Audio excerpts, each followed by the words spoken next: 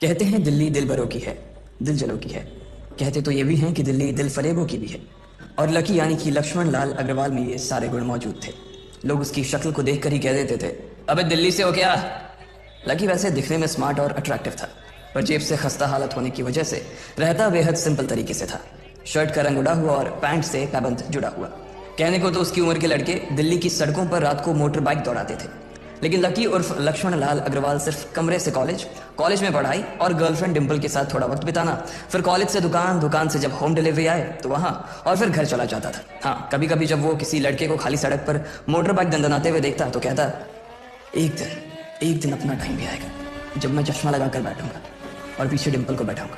देखना, जब वो मेरी कमर में अपना हाथ कसेगी और मैं तेजी से मोटरसाइकिल को इंडिया गेट के आसपास दौड़ाऊंगा, तो सारे दिल्ली का दिल हम दोनों को देखकर चलेगा।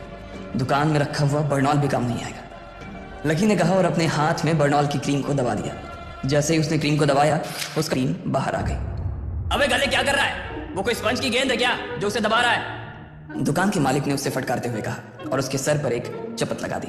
Sorry sir. लकी ने अपना सिर बचाते हुए कहा। वो खरौल बाग में स्थित एक छोटी सी मेडिकल स्टोर पर काम करता था। उसकी दुकान का नाम था चमन मेडिकल स्टोर और उसके ओनर का नाम था चमन लाल। लकी पिछले 5 साल से इन्हीं की दुकान पर काम कर रहा था। यहाँ इस छोटी सी शॉप पर काम करना उसकी मजबूरी थी। लाइफ में कंगाली की वजह से उसे कॉलेज में पढ़ाई पूरी करने के लिए पार्ट टाइम जॉब करना था। उसने कई अच्छी जगह अच्छी तनख्वाह की नौकरी ढूंढी पर नहीं मिली और वो इस मेडिकल स्टोर पर ही अटक गया। गधे, अब इसके पैसे क्या तेरा बाप भरेगा? कटेगा। इसका पैसा भी तेरी तनख्वाह से कटेगा और एमआरपी से डबल रेट में कटेगा। चमन ने अपने दांतों को किचमिचाते हुए कहा। गुस्से की वजह से उसकी नाक फूल गई थी और लकी की सांसें। उसने घबराते हुए ओनर से पूछा, एमआरपी से डबल क्यों सर जी? ताकि अगली बार से ऐसी कोई हरकत करने से पहले तू डबल बार सोचे। चमन ने कहा और उसके हाथ से ट्यूब छीन ली। उसका जी तो चाह रहा था कि वो लकी की खोपड़ी पर एक और बार अपना हाथ साफ कर ले, लेकिन उससे पहले ही दुकान का फोन बजने लगा। फोन की घंटी बजते ही लकी को वहां से निकलने का मौका मिल गया और वो भागते हुए फोन उठाने के लिए चला गया। हेलो जी, करोल बाग के बेस्ट मेडिकल चमन मेडिकल स्टोर से बोल रहा हूँ, बताइए क्या काम था? ये लकी की पेटेंट लाइन थी। चाहे कहीं से भी फोन आए, लेकिन उसे फोन पर बस यही बोलना था। जैसे ही इधर लकी ने अपनी बात कही, उधर से जवाब आया, मैं अप्रूविंग नाइट होटल के कमरा नंबर 303 से बात कर रहा हूँ। एक छोटा सा ऑर्डर है, नोट करो और जल्दी से होटल पर डिलीवर करवा दो। वो एक लड़के की आवाज थी। उसकी आवाज में काफी भारीपन और एक अजीब सी जल्दबाजी थी। जैसे ही लकी ने वो आवाज सुनी, पता नहीं क्यों उसे वो आवाज जानी पहचानी सी लगी। जी सर, बताइए आपका क्या ऑर्डर है? हाँ तो लिखो, हार्ट प्ले के 2 पैकेट और 1 पैकेट टिश्यू। लकी जो कि अपना पेन लेकर खड़ा था, हार्ट प्ले का नाम सुनते ही झिझक गया। असल में हार्ट प्ले नाम का एक कंडोम आता था और इसलिए उसका नाम सुनते ही लकी शर्मा गया था। इतने साल से भी मेडिकल की स्टोर पर काम करने के बाद उसे इन चीजों का नाम सुनने में शर्म आती थी। हेलो भाई, लिखा कि नहीं लिखा? उस आदमी ने फिर से लकी से पूछा। जी सर, लिख लिया सर, लिख लिया। लकी ने खिसिया कर हंसते हुए कहा, लिख लिया तो फिर लेकर निकल। उस लड़के ने कहा। उसकी आवाज सुनकर ना जाने ऐसा क्यों लग रहा था कि वो बहुत बड़ा आदमी था। जी सर, मैं सर, लेकिन सर बाहर तो बारिश हो रही है, लकी ने कहा। उसने देखा कि बाहर बहुत तेज बारिश हो रही थी। उनकी दुकान के सामने पानी भर गया था और तेज हवाओं की वजह से चमन मेडिकल स्टोर का बोर्ड भी गिर गया था। लकी को लग रहा था कि वो इतनी तेज बारिश में अभी एकदम से तो नहीं निकल पाएगा, तो उसने उस लड़के को समझाते हुए कहा, सर मैं ऑर्डर तो ले आऊंगा पर थोड़ा टाइम लग जाएगा, बारिश थोड़ी थम जाए आप। इससे पहले कि वो कुछ आगे बोल पाता, फोन पर लड़का बोल पड़ा, तुम्हारे मालिक को पता है कि तुम मल्होत्रा जी के लड़के को मना कर रहे हो? हाँ पता है, बारिश हो रही है, इसलिए सारा सामान अच्छे से थैली में पैक करके लाना और लेट नहीं होना चाहिए, समझे? उस लड़के ने कहा और इससे पहले कि लकी आगे कुछ कह पाता, उसने फोन काट दिया। उधर से लकी के दुकान का ओनर उसे घूर कर देखा जा रहा था। लकी के हाथ में पेन और पेपर देखकर ही वो समझ गया था कि उसके पास कोई ऑर्डर आया।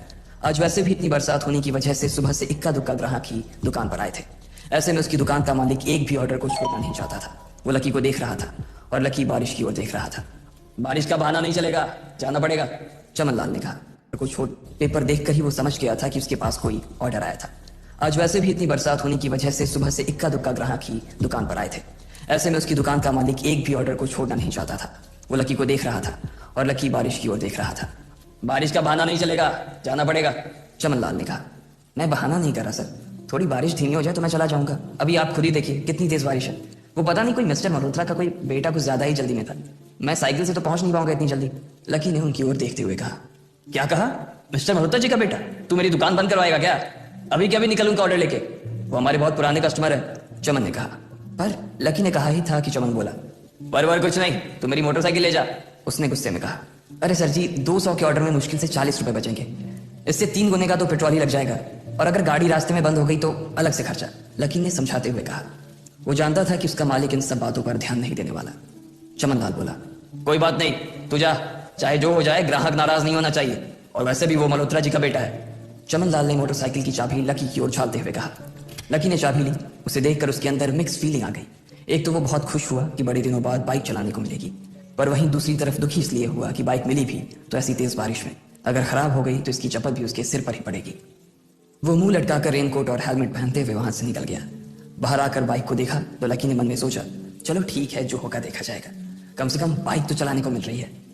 दरअसल लकी इतने साल काम करने के बाद भी अपने लिए एक मोटरसाइकिल नहीं ले पाया था। लकी की तनख्वाह ही इतनी भर थी कि सिर्फ उसके कमरे का किराया, उसकी साइकिल में डालने वाली हवा का खर्च, बिजली पानी का बिल और डिम्पल के साथ महीने में 1-2 बार बाहर खाने का खर्चा ही निकल पाता था। उसे डिम्पल की कही बात अक्सर याद आती थी, लकी अगर अगले 2 महीने में तूने बाइक नहीं खरीदी ना तो मैं तेरे से ब्रेकअप कर लूंगी, देखना। असल में डिम्पल को लकी के साथ बाइक पर घूमने की बड़ी तमन्ना थी। लकी की इस उजाड़ जिंदगी में एक वही तो थी जिसके लिए जिंदा रहने को उसका जी चाहता था। जब भी वो उससे बाइक की बात करती तो लकी डिम्पल की इस बात को हंसकर टाल देता था। वो अपने मन में इस बात को अच्छे से जानता था कि डिम्पल उससे बहुत प्यार करती थी और वो उसे कभी छोड़कर नहीं जा सकती थी। वो दोनों एक दूसरे में ऐसे घुले मिले थे जैसे बादल बरसात में घुल जाती है। लकी को डिम्पल बहुत पसंद थी और वो उसके लिए दुनिया जहां की खुशियां खरीद कर ला देना चाहता था। वो चाहता था कि एक दिन वो डिम्पल को प्लेन में बैठाए, लेकिन उसके ये सब ख्वाब इस कम तनख्वाह की नौकरी की वजह से कभी पूरे नहीं होने वाले थे। पर आज उसके पास एक मौका था। वो डिम्पल को अपने साथ इस बारिश में राजपथ घुमाना चाहता था। वो उसे दिल्ली दिखाना चाहता था। चमनलाल को देने के लिए उसने पहले से ही बहाना सोच रखा था। बस जल्दी से वो ये डिलीवरी देकर सीधे डिम्पल के पास ही जाने वाला था।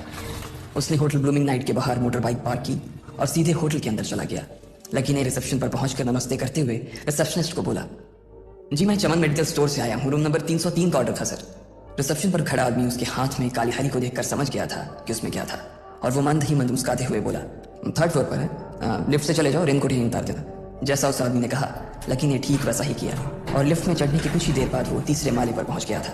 वो रूम नंबर 303 के बाहर पहुंचा और उसने डोरबेल बजाई। जैसे ही दरवाजा खुला लकी ने थैली आगे बढ़ाते हुए कहा, नमस्ते, मैं चमन मेडिकल स्टोर से लकी, आपका। इससे पहले कि लकी आगे कुछ कह पाता उसकी आंखें फटी की फटी रह गई थी। उसने अपने सामने जो देखा उसके बाद उसे ऐसा लगा कि बंद छत के नीचे भी उसके ऊपर आसमान से आकर एक जोरदार बिजली गिर गई थी। उसके सामने एक लड़की खड़ी थी। वो लड़की और कोई नहीं बल्कि उसकी गर्लफ्रेंड डिम्पल ही थी। उसने एक पर्पल कलर का नाइट गाउन पहन रखा था। उसके काले घने बाल गीले थे और उसने उन्हें अपने कंधे पर फैला रखा था। उसकी खुशबू से ही ये चीज साफ पता चल रही थी कि वो अभी अभी नहा कर आई थी। डिम्पल, तुम यहाँ क्या कर रही हो? लकी को अपनी आंखों पर विश्वास ही नहीं हो रहा था। उसने 2 बार अपनी पलकें झपका कर देखा, लेकिन दोनों बार ही उसे अपने सामने डिम्पल ही नजर आई। तुम यहाँ क्या मेरा पीछा करते हुए आए हो लकी? डिम्पल ने उल्टा उसी के ऊपर पलटवार करते हुए कहा। लकी को देखकर उसके दिल की धड़कन भी तेज हो गई थी। उसे उम्मीद नहीं थी कि लकी यहाँ आ जाएगा। उसने ना तो सुबह से उसे फोन किया था और ना ही उसके मैसेज का कोई जवाब दिया था। वो अपने मन में सोचकर बैठी थी कि वो अगले दिन खुद ही उससे मिलकर बोल देगी कि उसकी तबीयत खराब थी। डिम्पल बेबी, क्या हो गया? किससे बात कर रही हो? अचानक से एक गबरू जवान सा लड़का दरवाजे के पास आकर खड़ा हो गया था। उसने बनियान पहन रखी थी। लकी उसे पहचान गया था। साले राहुल के बच्चे, तेरी हिम्मत कैसे हुई मेरे डिम्पल को हाथ लगाने की? लकी ने जैसे ही राहुल को देखा उसके तन बदन में मानो आग सी लग गई थी। वो उसे इस वक्त इतना बुरा मारना चाहता था, इतना बुरा पीटना चाहता था जिसकी कोई हद सीमा नहीं थी। लकी जिस कॉलेज में पढ़ता था राहुल और डिम्पल भी उसी में पढ़ते थे और वो कॉलेज राहुल के फादर का ही था। डिम्पल ने राहुल के पिता की एक कंपनी में जॉब पकड़ ली थी और राहुल उस पर बहुत लाइन मारता था। लकी ने 1-2 बार डिम्पल को उससे दूर रहने के लिए भी कहा, लेकिन डिम्पल ने उसे यह कहकर टाल दिया था कि वो सिर्फ अच्छे दोस्त थे। आज भी इससे पहले कि वो आगे बढ़ता डिम्पल उन दोनों के बीच आ गई। रुक जाओ, डिम्पल ने गुस्से में कहा और लकी के सीने पर हाथ रखकर उसे रोक दिया। लकी लंबी सांसें ले रहा था और कुछ ही सांसों के बाद उसका गुस्सा शांत हो गया। अब डिम्पल के पास भी छुपाने के लिए कुछ नहीं था, इसलिए उसने लकी से कहा, लकी, आज से तुम्हारा और मेरा ब्रेकअप। ब्रेकअप? लकी के पैरों के नीचे से जमीन खिसक गई थी। उसकी आंखें नम हो गईं। लकी को उसकी बातों पर विश्वास नहीं हो रहा था। उसने डिम्पल की ओर देखा और बोला, डिम्पल, हम पिछले 1 साल से एक दूसरे के साथ हैं और तुम हो कि मुझसे ब्रेकअप करना चाहती हो? अरे मैं तो तुम्हारे लिए नई बाइक लेने वाला था। चल रहने दे, आज ही याद आई है तुझे बाइक की। अरे तेरे पास मुझे बाहर घुमाने के लिए, खिलाने पिलाने के लिए पैसे तो है नहीं, तू कहां से लेगा बाइक? और अगर ले भी लेगा तो उसमें पेट्रोल कहां से डलवाएगा? तेरी 8,000 रुपए महीने की नौकरी, उसमें होगा ये सब? लोग हंसते हैं मेरे ऊपर जब मैं सरोजनी में तेरे साथ घूमती हूँ। मैं ऐसी लाइफ नहीं जीना चाहती लकी। मैं तेरी तरह गरीब नहीं रहना चाहती। तूने मुझे फंसाया था, उल्लू बनाया था तूने मुझे, इसलिए मैंने राहुल से मैचअप कर लिया है। आज से यही मेरा बॉयफ्रेंड है। डिम्पल ने गुस्से में कहा।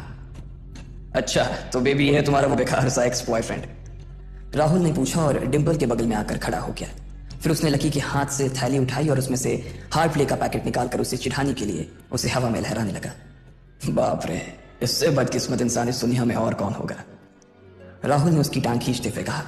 लकी के पास उसकी बात का कोई जवाब नहीं था। उसने गुस्से से डिम्पल की ओर देखा और अपनी हाथों की मुट्ठी भींच ली। फिर वो वहां से निकल गया। अबे पैसे तो ले जा, सब कुछ फ्री में देता जाएगा क्या? राहुल ने जोर से ठहाके लगाते हुए कहा, लेकिन लकी बिना उसकी बात सुनते ही निकल गया। उसके दिमाग में डिम्पल के कहे शब्द गूंज रहे थे। उसने कभी सपने में नहीं सोचा था कि डिम्पल उसके साथ कुछ ऐसा भी कर सकती थी। जिस इंसान के लिए वो इतना कुछ करना चाह रहा था, उसे उसकी कोई कदर ही नहीं थी। लकी इतना हताश हो गया था कि बुरी तरह से रोने लगा।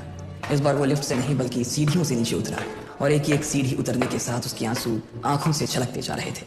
जब उसकी आवाज़ सुनकर कुछ लोग अपने कमरे से बाहर आए तो लकी ने तुरंत अपने आंसू पोंछे और तेजी से वहां से भाग गया। उसे जिंदगी में पहली बार प्यार हुआ था और पैसों की कमी की वजह से न सिर्फ उसका प्यार बल्कि उसकी पूरी जिंदगी बर्बाद हो गई थी। लकी जैसे ही बाहर आया तो उसने देखा कि बाहर अंधेरा हो गया था। आसमान में तेज बिजली कड़की और बारिश जो थमी थी एकाएक फिर से झमाझम बरसने लगी। ये देख लकी के थमे हुए आंसू एक बार फिर से छलक गए। उसका दिल बुरी तरह से डूब चुका था, लेकिन उसे इस बात की खुशी भी हो रही थी। आखिर आज उसे डिम्पल का असली चेहरा नजर आ गया था। वो तो उसके साथ घर बसाने की सोच रहा था, लेकिन अच्छा हुआ कि उसने पहले ही उसका घर बर्बाद होने से बचा लिया। लकी को दुख तो बहुत हो रहा था, पर उसे यह भी लग रहा था कि उसे आगे चलकर यही दुख उसे खुशी देने वाला था। लेकिन एक चीज थी जो लकी को परेशान कर रही थी, वो थी उसकी माली हालत। उसकी जेब इतनी तंग थी कि उसे फटी हुई जेब की पैंट पहनकर घूमना पड़ता था। कभी कभी तो लकी सिर्फ रोटी खाकर दिन काट लेता था। वो कब से कोशिश कर रहा था कि कोई अच्छा काम पकड़ सके, लेकिन उसे कोई काम देने को राजी नहीं था। उसने टूटे हुए दिल को दिलासा देते हुए मन में सोचा कि डिम्पल पर खर्च होने वाले पैसे बच जाने से शायद उसकी हालत सुधर जाएंगी, पर फिर भी वो रातों रात रईस नहीं हो जाने वाला था। उसने ऊपर आसमान की ओर देखा और जोर से चिल्लाया, अगर इतना ही अनलकी बनाना था तो फिर नाम लकी क्यों रखा भगवान? वो जितनी जोर से चिल्ला सकता था उतनी जोर से चिल्लाया। उसकी आवाज से आसपास खड़े लोग एक बार तो डर गए थे। लकी ऊपर ही देख रहा था और उसके आंसू बारिश के पानी के साथ मिल गए थे। जैसे ही वो फूट कर रोने को था तभी उसके फोन पर एक मैसेज आया। जैसे ही लकी ने अपना फोन निकालकर उस मैसेज को पढ़ना शुरू किया, उसकी तो आंखें ही चमक गई। अचानक उसके आंसू हंसी में बदल गए और वो जोर जोर से वहीं सड़क पर नाचने लगा। उस मैसेज में लिखा था, परिवार की रिसर्च और परिवार के निर्णय के हिसाब से अग्रवाल परिवार का वारिस लक्ष्मण लाल अग्रवाल उर्फ लकी ने गरीबी अभ्यास की परीक्षा को पास कर लिया है और आज से ही वो उस जमीन और उस जायदाद का मालिक हो जाएगा जो परिवार ने उसके नाम कर रखी थी। ये एक ऐसा मैसेज था। आखिर कौन था लकी? क्या थी उसकी असलियत? और वो कैसे रातों रात ही अनलकी से लकी हो गया था? आपको क्या लगता है, क्या होंगे इन सभी सवालों के जवाब? कमेंट बॉक्स में कमेंट करके जरूर बताएं और सभी सवालों के जवाब को जानने के लिए सुनते रहिए इंस्टा मिलेनियर सिर्फ पॉकेट एफएम पर।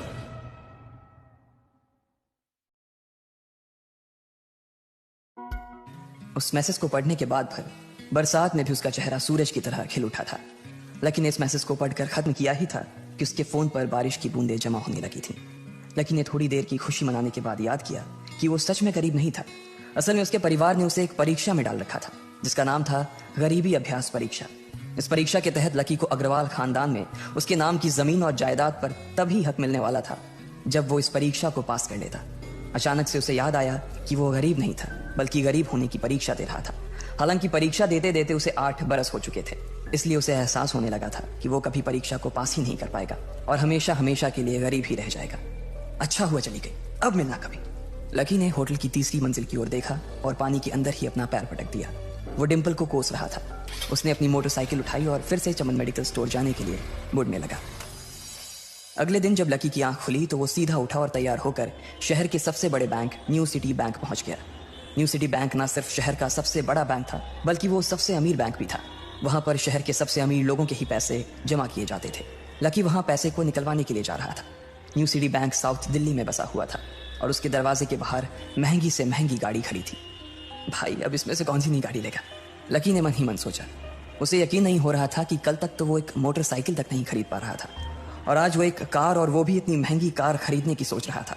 फिर उसने अपनी नजर गाड़ी पर से हटाई और बैंक के अंदर जाने लगा। उसने देखा कि बाहर बहुत भीड़ थी और महंगे से महंगे कपड़े पहने लोग बैंक के अंदर जा रहे थे। कहाँ दवाओं की बदबू और कहाँ ये खुशबू। उसने एक बहुत ही गहरी सांस के अंदर ज्यादा से ज्यादा खुशबू को समेटने की कोशिश करते हुए अपने मन में सोचा, लेकिन अगले ही पल उसके मन में संकोच पैदा हो गया था। रातों रात लकी की किस्मत तो बदल गई थी, लेकिन उसके कपड़े नहीं बदल पाए थे। इतने बड़े बैंक में वो वही कपड़े पहनकर आ गया था जो वो अक्सर अपने काम पर पहनकर जाता था। पैसे लेते ही ना सबसे पहले नए कपड़े खरीदने हैं, लकी ने अपने आप से कहा और फिर बैंक के अंदर दाखिल होने लगा। जैसे ही उसने दरवाजे को धक्का दिया उसे आवाज आई, आउच! लकी थोड़ा सा हड़बड़ी में दिखाई दे रहा था और इस जल्दबाजी के चक्कर में वो एक लंबे बाल वाली लड़की से जा टकराया था जो कि उसके बगल में ही चल रही थी।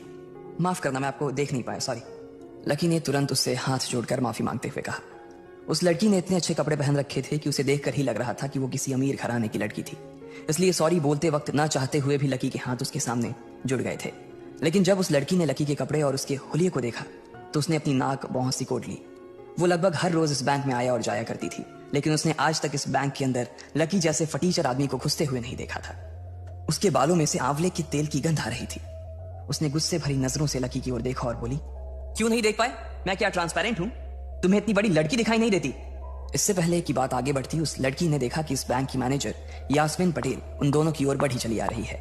उसने भी लकी को देखकर वैसी ही शक्ल बनाई थी जैसी शक्ल उस लंबी लड़की ने बनाई थी। I am so sorry miss, आपको कहीं लगी तो नहीं?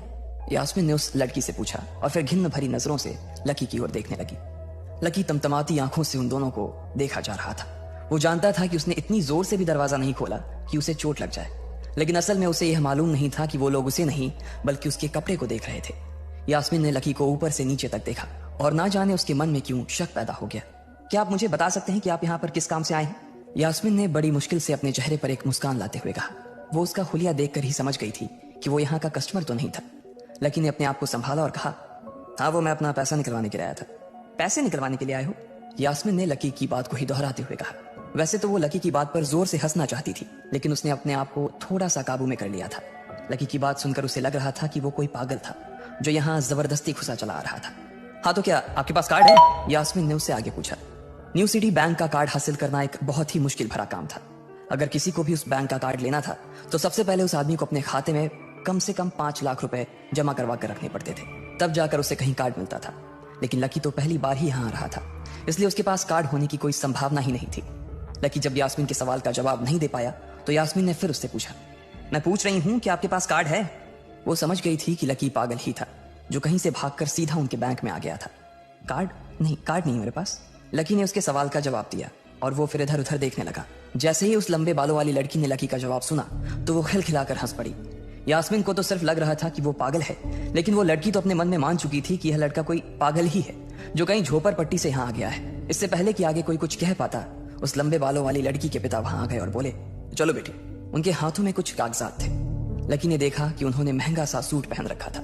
उस लड़की ने यास्मीन के दोनों हाथों को पकड़ा और बोली, यास्मीन देखो, अगर इस तरह के सड़क छाप लोग तुम्हारे बैंक में ऐसे ही घुसते चले आए ना और बाकी कस्टमर्स को परेशान करने लगे तो तुम्हारे बैंक की इमेज और उसके शेयर्स दोनों को काफी नुकसान होगा।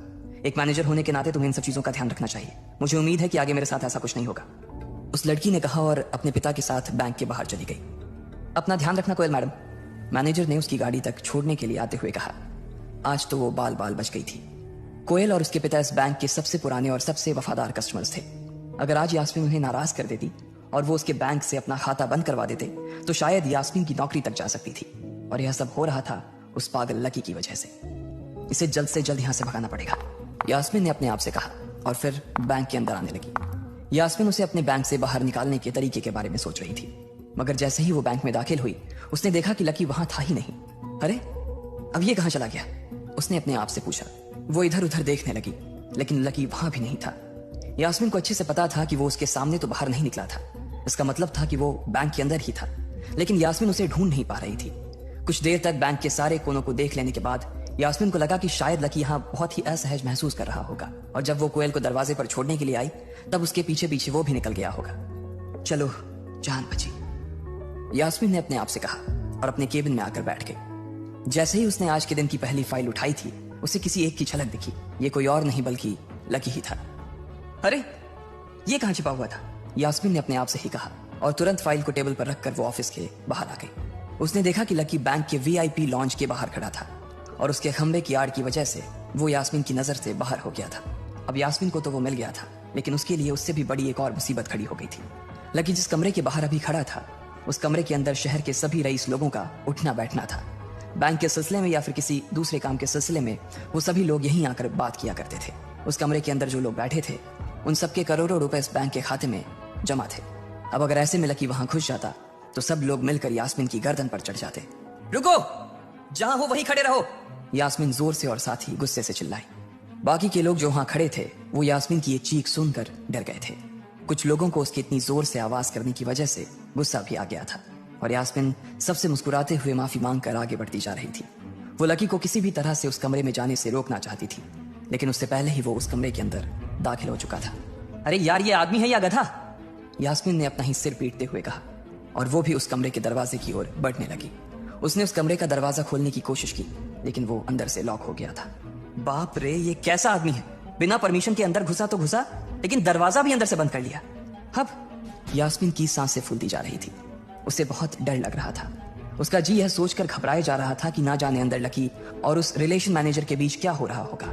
इधर जैसे ही लकी कमरे में दाखिल हुआ, वहां का कस्टमर रिलेशन मैनेजर जो कि सोफे पर फैला हुआ था, वो उसे देखते ही अचानक सीधा बैठ गया। हेलो सर, कैसे हैं आप? उसके मुंह से बिना लकी को देखते हुए ये शब्द निकले। उसे याद था कि इस कमरे में कुछ खास लोग ही आते थे और जो भी आते थे यास्मीन उनके आने की खबर उसे पहले ही दे देती थी। लेकिन इस वक्त जो आदमी उसके सामने खड़ा था, उसे देखते ही वो अपनी जगह पर जम गया था। ना तो वो कहीं से भी वीआईपी लग रहा था और ना ही वो उसका कोई रिश्तेदार था। कौन हो भाई तुम? क्या चाहिए तुम्हें? उस मैनेजर ने 20 साल के जवान लड़के को देखते हुए कहा। मैं यहाँ अपना पैसा लेने आया हूँ। लकी ने सीधे मुद्दे की बात को मैनेजर के सामने रखते हुए कहा। तुम्हारे पास हमारा सुप्रीम कार्ड है? मैनेजर ने उसे ऊपर से नीचे तक देखा और पूछा। नहीं नहीं, मेरे पास कोई कार्ड नहीं है, लकी ने कहा। तो फिर हम तुम्हें कोई पैसा नहीं दे सकते। चलो अभी दरवाजा खोलो और सीधा बाहर निकलो, मैनेजर ने कहा और सोफे पर से उठ गया। नहीं, मैं अपना पैसा लिए बिना नहीं जाऊंगा यहाँ से। लकी भी जिद पर अड़ गया। अरे बोला ना, बिना कार्ड वाले को पैसा नहीं मिलता है, और वो भी पैसा होगा तब तो मिलेगा ना, मैनेजर ने उसके करीब आते हुए कहा। अरे पैसा है तभी तो निकालने आया हूं सर, लकी ने कहा। देख, फालतू की बहस मत कर सुबह सुबह, वरना मैं सिक्योरिटी को बुला लूंगा तो वो लोग मार मार कर बाहर निकालेंगे तुझे। लकी यह सुनकर घबरा गया था।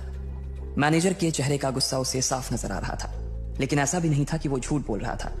भले ही उसके पास कार्ड नहीं था, लेकिन इसका मतलब ये नहीं था कि वो अग्रवाल खानदान का लड़का नहीं था। जैसे जैसे मैनेजर उसकी ओर बढ़ता चला जा रहा था, लकी का डर भी बढ़ता जा रहा था। मैनेजर को लग रहा था कि वो कोई संकी था और वो उसे धक्का मारकर बाहर निकालने के लिए आगे बढ़ ही रहा था कि अचानक घबराए हुए लकी के दिमाग में एक आइडिया आया। फिंगरप्रिंट! उसने अपना अंगूठा कमरे में मौजूद उस मैनेजर के सामने उठाते हुए कहा। फिंगरप्रिंट? कौन सा फिंगरप्रिंट? मैनेजर ने चौंकते हुए पूछा। अरे अरे, आपने कहा ना कि आपको कार्ड चाहिए, पर मेरे पास कार्ड नहीं है, फिंगरप्रिंट है, और मुझे मालूम है कि आपके यहाँ फिंगरप्रिंट से भी पैसे निकलते हैं। यह कहते ही लकी ने एक राहत की सांस ली थी, लेकिन मैनेजर को यह समझ नहीं आ रहा था कि आखिर लकी को फिंगरप्रिंट की जानकारी मिली कैसे। तुम फिंगरप्रिंट यूज करना चाहते हो? मैनेजर ने लकी को घूरते हुए पूछा। लकी की शक्ल और उसका हुलिया मैनेजर के लिए उसकी बातों से मेल नहीं खा रहा था। हाँ, मैं फिंगरप्रिंट यूज करना चाहता हूँ सर, लकी ने सीना चौड़ा करते हुए कहा। उसे इस तरह देख तो मैनेजर और भी कंफ्यूज हो गया था। मैनेजर ने सोचा कि उसे एक चांस देना चाहिए, इसलिए उसने लकी को फिंगरप्रिंट इस्तेमाल करने की इजाजत दे दी थी। वो अपनी टेबल के पास गया और उसके दराज में फिंगरप्रिंट वाली मशीन ढूंढने लगा। 2-3 ड्रॉर में झांकने के बाद आखिरकार उसे वो मशीन मिल गई थी। चुपचाप यहाँ पर अपना अंगूठा लगाओ, मैनेजर ने मशीन को आगे बढ़ाते हुए लकी से कहा। लकी ने अपनी फटी हुई पैंट के पिछले हिस्से में अपना अंगूठा पोंछा और फिर उस मशीन पर लगा दिया। 2 सेकंड बाद मशीन में से एक आवाज आने लगी। उसके अंदर एक लाल बत्ती चल रही थी और वो जोर जोर से बीप कर रही थी। देखा, तुम्हारा फिंगरप्रिंट मैच नहीं कर रहा है। मैंने पहले ही बोला था कि कोई खाता नहीं है इस बैंक में तुम्हारा। मैनेजर ने लकी को ऐसे देखा जैसे वो कोई बड़ा अपराधी था। मैनेजर उसकी पैंट की ओर देखने लगा। उसे लग रहा था कि लकी ने अपनी जेब में कोई हथियार छुपा रखा था और वो मैनेजर को बेवकूफ बना रहा था। इससे पहले कि लकी अपनी जेब से कोई बंदूक या बम निकालता, मैनेजर ने अपना फोन निकाला और पुलिस का नंबर लगाने लगा। लकी ने उसकी स्क्रीन पर देख लिया था कि वो 100 नंबर पर फोन लगा रहा था। लकी बुरी तरह से घबरा गया था। वो बहुत ही उत्साह और जोश में अंदर तक तो चला गया था, लेकिन उसे मालूम नहीं था कि वो इतनी बड़ी मुसीबत में फंसने वाला है। अब आगे क्या होने वाला था? क्या लकी उसे पुलिस को बुलाने से रोक पाता? कहीं उसे कोई फेक मैसेज तो नहीं आया था? लकी कैसे इन मुसीबत से बाहर निकलेगा?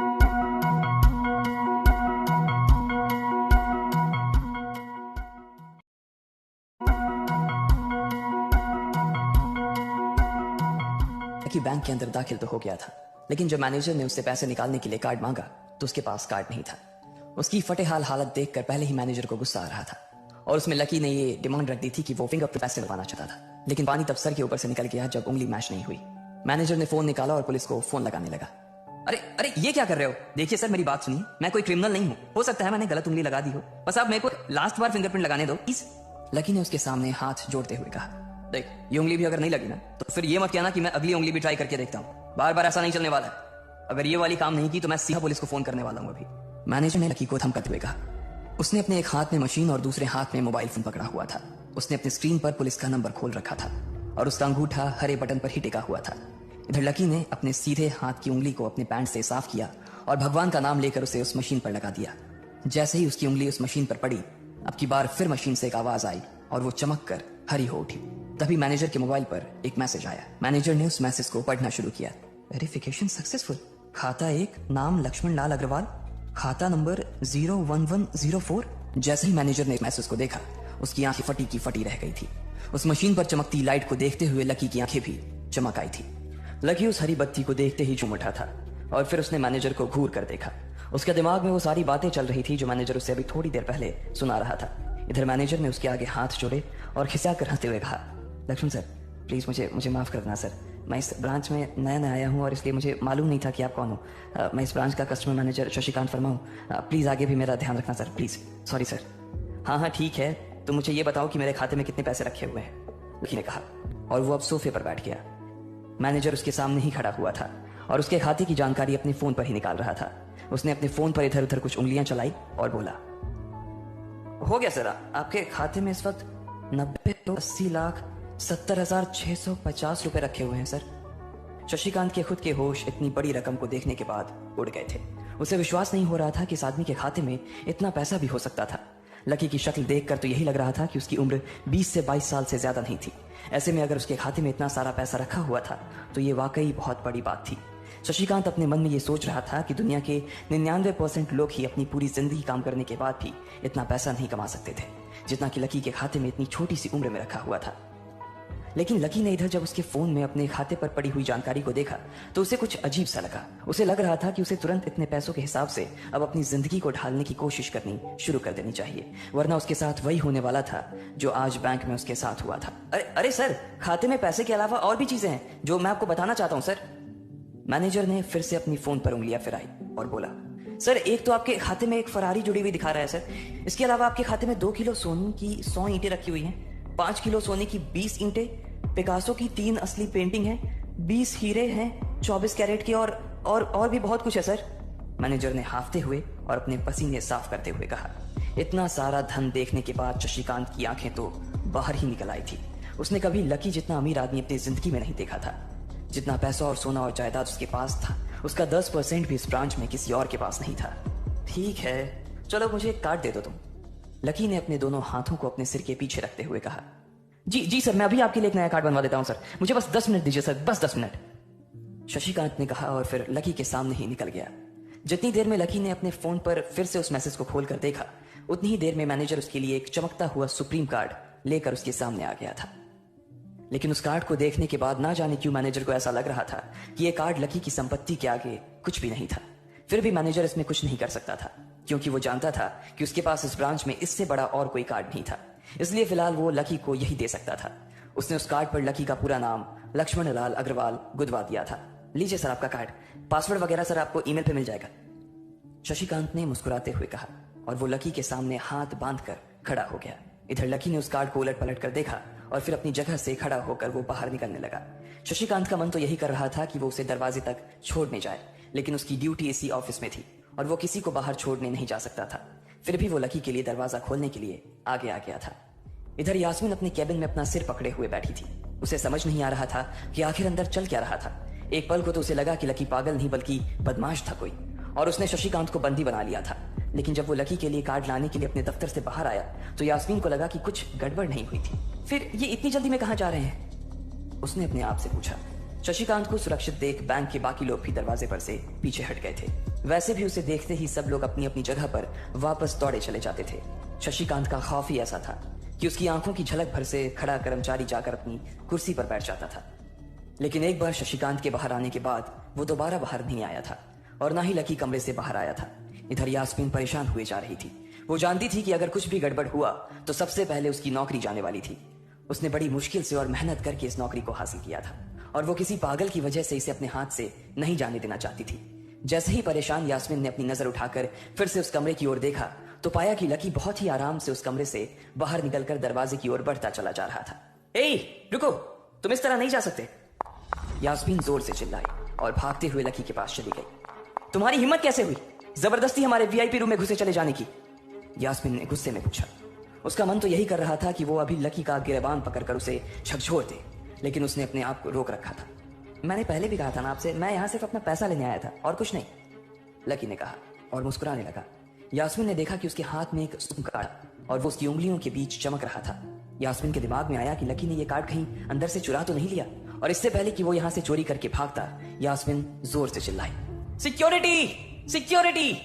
उसकी आवाज को सुनते ही 2 बंदूक वाले गार्ड भागे भागे यास्मीन के पास आए। ये चोरी करके भाग रहा है, पकड़ो इसे। लकी ने जब यास्मीन के मुंह से ये बात सुनी तो उसके कान खड़े हो गए। इससे पहले कि वो वहां से अपनी जान बचाकर भाग पाता, सिक्योरिटी वालों ने उसे धर दबोच लिया था और फिर उसकी जेब टटोलने लगे थे। इधर यास्मीन ने देखा कि उस सुप्रीम कार्ड पर उसने अपना नाम भी गुदवा लिया था। तुम्हारी इतनी हिम्मत कि तुमने शशिकांत सर को डरा कर अपना नाम भी लिखवा लिया इस पर, इसकी जेब चेक करो, यास्मीन ने गुस्से से कहा। दोनों में से एक गार्ड लकी की जेब टटोलने लगा था। लकी की समझ में नहीं आ रहा था कि आखिर ये लड़की उससे समझ क्या रही थी।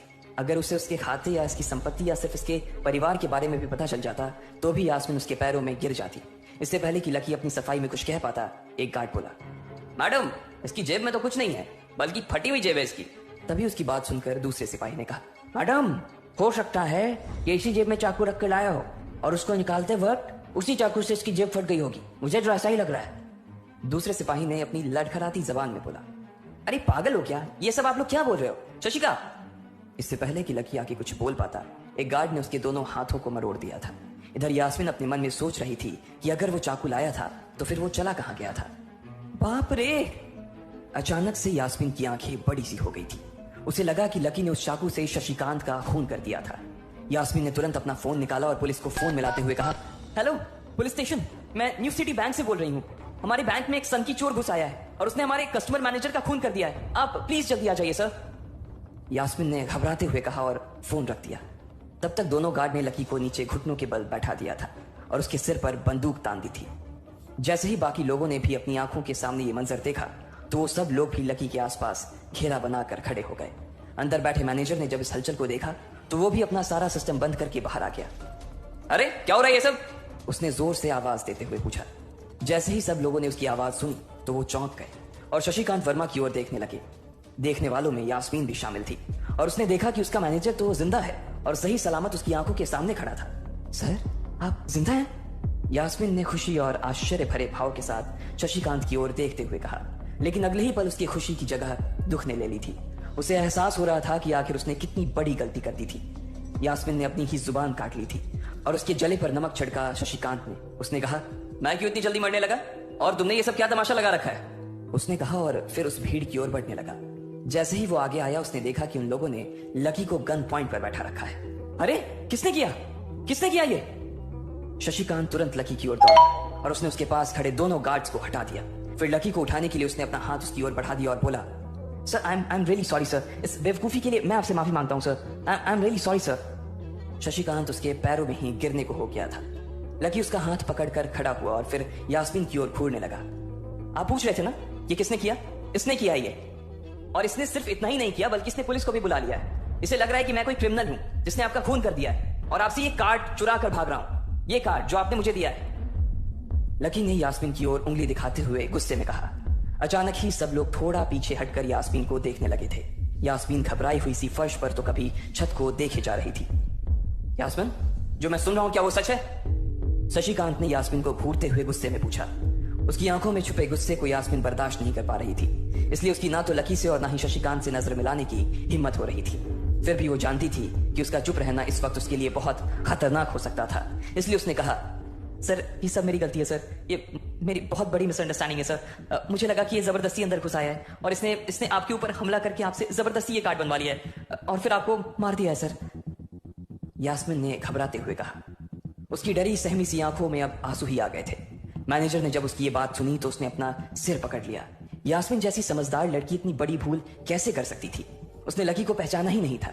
खैर, मैनेजर को लगा कि इसमें उसकी कोई गलती नहीं थी। जब वो खुद लकी को नहीं पहचान पाया था तो फिर यास्मीन कैसे पहचान पाती? इसलिए उसने सोचा कि सबके सामने उसे कुछ कहने से अच्छा था कि वो यास्मीन को एक कोने में ले जाकर लकी की सच्चाई बताए। शशिकांत ने उसका हाथ पकड़ा और उसे खींच कर अपने साथ खंबे के पास ले गया और बोला, तुम्हें मालूम है ये कौन है? अरे ये लक्ष्मण अग्रवाल है, लक्ष्मण अग्रवाल खानदान का वारिस। तुम्हें पता है ना कि अग्रवाल खानदान का खाता हमारे बैंक की जितनी भी शाखाएं हैं उसमें सबसे बड़ा खाता है। यास्मीन ने जैसे ही ये नाम सुना, उसके पैरों के नीचे से जमीन खिसक गई थी। वो जानती थी कि अगर न्यू सिटी बैंक इतनी ऊंचाइयों पर पहुंचा था तो उसके पीछे अग्रवाल खानदान का सबसे बड़ा हाथ था। इस बात का जिक्र उससे तब भी किया गया था जब उसने नौकरी ज्वाइन की थी। तुम्हें पता है इस लड़के के नाम पे कितनी प्रॉपर्टी है? ये अपने दम पर ना इस पूरे एरिया को खरीद सकता है, शशिकांत ने यास्मीन से कहा। यास्मीन जैसे जैसे लकी को देखी जा रही थी, वो बड़ी बड़ी आंखों से उसे घूरे जा रही थी। लकी कभी उन दोनों को देख रहा था तो कभी अपने आसपास खड़े लोगों को देख रहा था। अब सबसे पहले तो पुलिस को फोन करो और उनसे कहो कि हमसे गलती हो गई थी, और उसके बाद जाकर तुम उनसे भी माफी मांगो, और अगर उन्होंने तुम्हें माफ कर दिया तो तुम्हारी किस्मत, वरना समझ लेना कि तुम्हारी नौकरी चली गई, शशिकांत ने कहा और दौड़कर लकी के पास जाकर खड़ा हो गया। इधर यास्मीन अभी भी वहीं पर खड़ी थी। अभी अभी जो शशिकांत उसे बता कर गया था वो यास्मीन पचा नहीं पा रही थी। उसे लग रहा था कि इसमें उसकी कोई गलती नहीं थी, लेकिन कोई उसकी सुनने वाला नहीं था। बैंक उस छोटी सी मैनेजर के चक्कर में अपने सबसे बड़े कस्टमर को छोड़ने वाला तो नहीं था। अब मेरे पास और कोई रास्ता नहीं बचा है, यास्मीन ने निराश होते हुए अपने आप से कहा, और फिर अपनी जेब से फोन निकालकर पुलिस थाने में फोन लगाया। जैसे ही यास्मीन ने पुलिस वालों से ये कहा कि उससे गलती हो गई और जिसे वो बदमाश समझ रही थी असल में वो बदमाश नहीं बल्कि शहर के सबसे बड़े रईस का बेटा था, तो उधर से आवाज आई, मैडम सॉरी, लेकिन अब तो गाड़ी निकल गई है, वहां पहुंचती होगी, अब आपको जो भी कहना है इंस्पेक्टर साहब से कह देना। और उस पुलिस वाले ने फोन काट दिया। मर गए, यास्मीन ने अपने आप से निराश होते हुए कहा। उसके हाथ थर थर कांप रहे थे। उसे समझ नहीं आ रहा था कि अब वो क्या करे। अब उसके पास लकी से माफी मांगने के अलावा और कोई चारा नहीं बचा था। लेकिन अगर लकी सर ने मुझे माफ नहीं किया और उल्टा मेरे ऊपर डिफेमेशन का चार्ज लगा दिया तो, यास्मीन ने अपने आप से कहा, और वो अब और भी ज्यादा घबरा गई थी। उसने देखा कि लकी उसे घूर कर देख रहा था। शशिकांत पूरी कोशिश कर रहा था कि वो लकी को शांत करवा सके, लेकिन लकी वहां से हिलने का नाम तक नहीं ले रहा था। यास्मीन उसके पास पहुंच गई थी। वैसे तो वो जानती थी कि उसे माफी मांगने से उसकी किस्मत बदलने वाली तो थी नहीं, फिर भी उसने एक बार कोशिश करनी चाहिए और लकी से कहा, सर मैं आपको गलत समझ रही थी सर, एक्चुअली आपके। यास्मीन ने उसके कपड़े को देखा और एक सांस लेते हुए आगे बोली, सर प्लीज मुझे माफ कर दीजिए सर, मेरी इंटेंशन आपको हर्ट करने की बिल्कुल भी नहीं थी, मैं तो जो कुछ कर रही थी बैंक की सेफ्टी के लिए कर रही थी सर, यास्मीन ने किरकिराते हुए कहा। और इट्स ओके, कोई बात नहीं है, लकी ने कहा और उसके हाथ से अपना सुप्रीम कार्ड लेकर निकल गया। यास्मीन को अपने कानों पर तो विश्वास ही नहीं हो रहा था। वो मान ही नहीं पा रही थी कि लकी ने उसे माफ कर दिया था। उधर लकी को अपने आप पर विश्वास नहीं हो रहा था कि वो रातों रात इतना अमीर हो गया था। आखिर लकी इतने पैसों का क्या करने वाला था? क्या उसके खाते की हालत रातों रात बदल जा? ये पैसा उसकी जिंदगी को क्या दिशा देने वाले थे?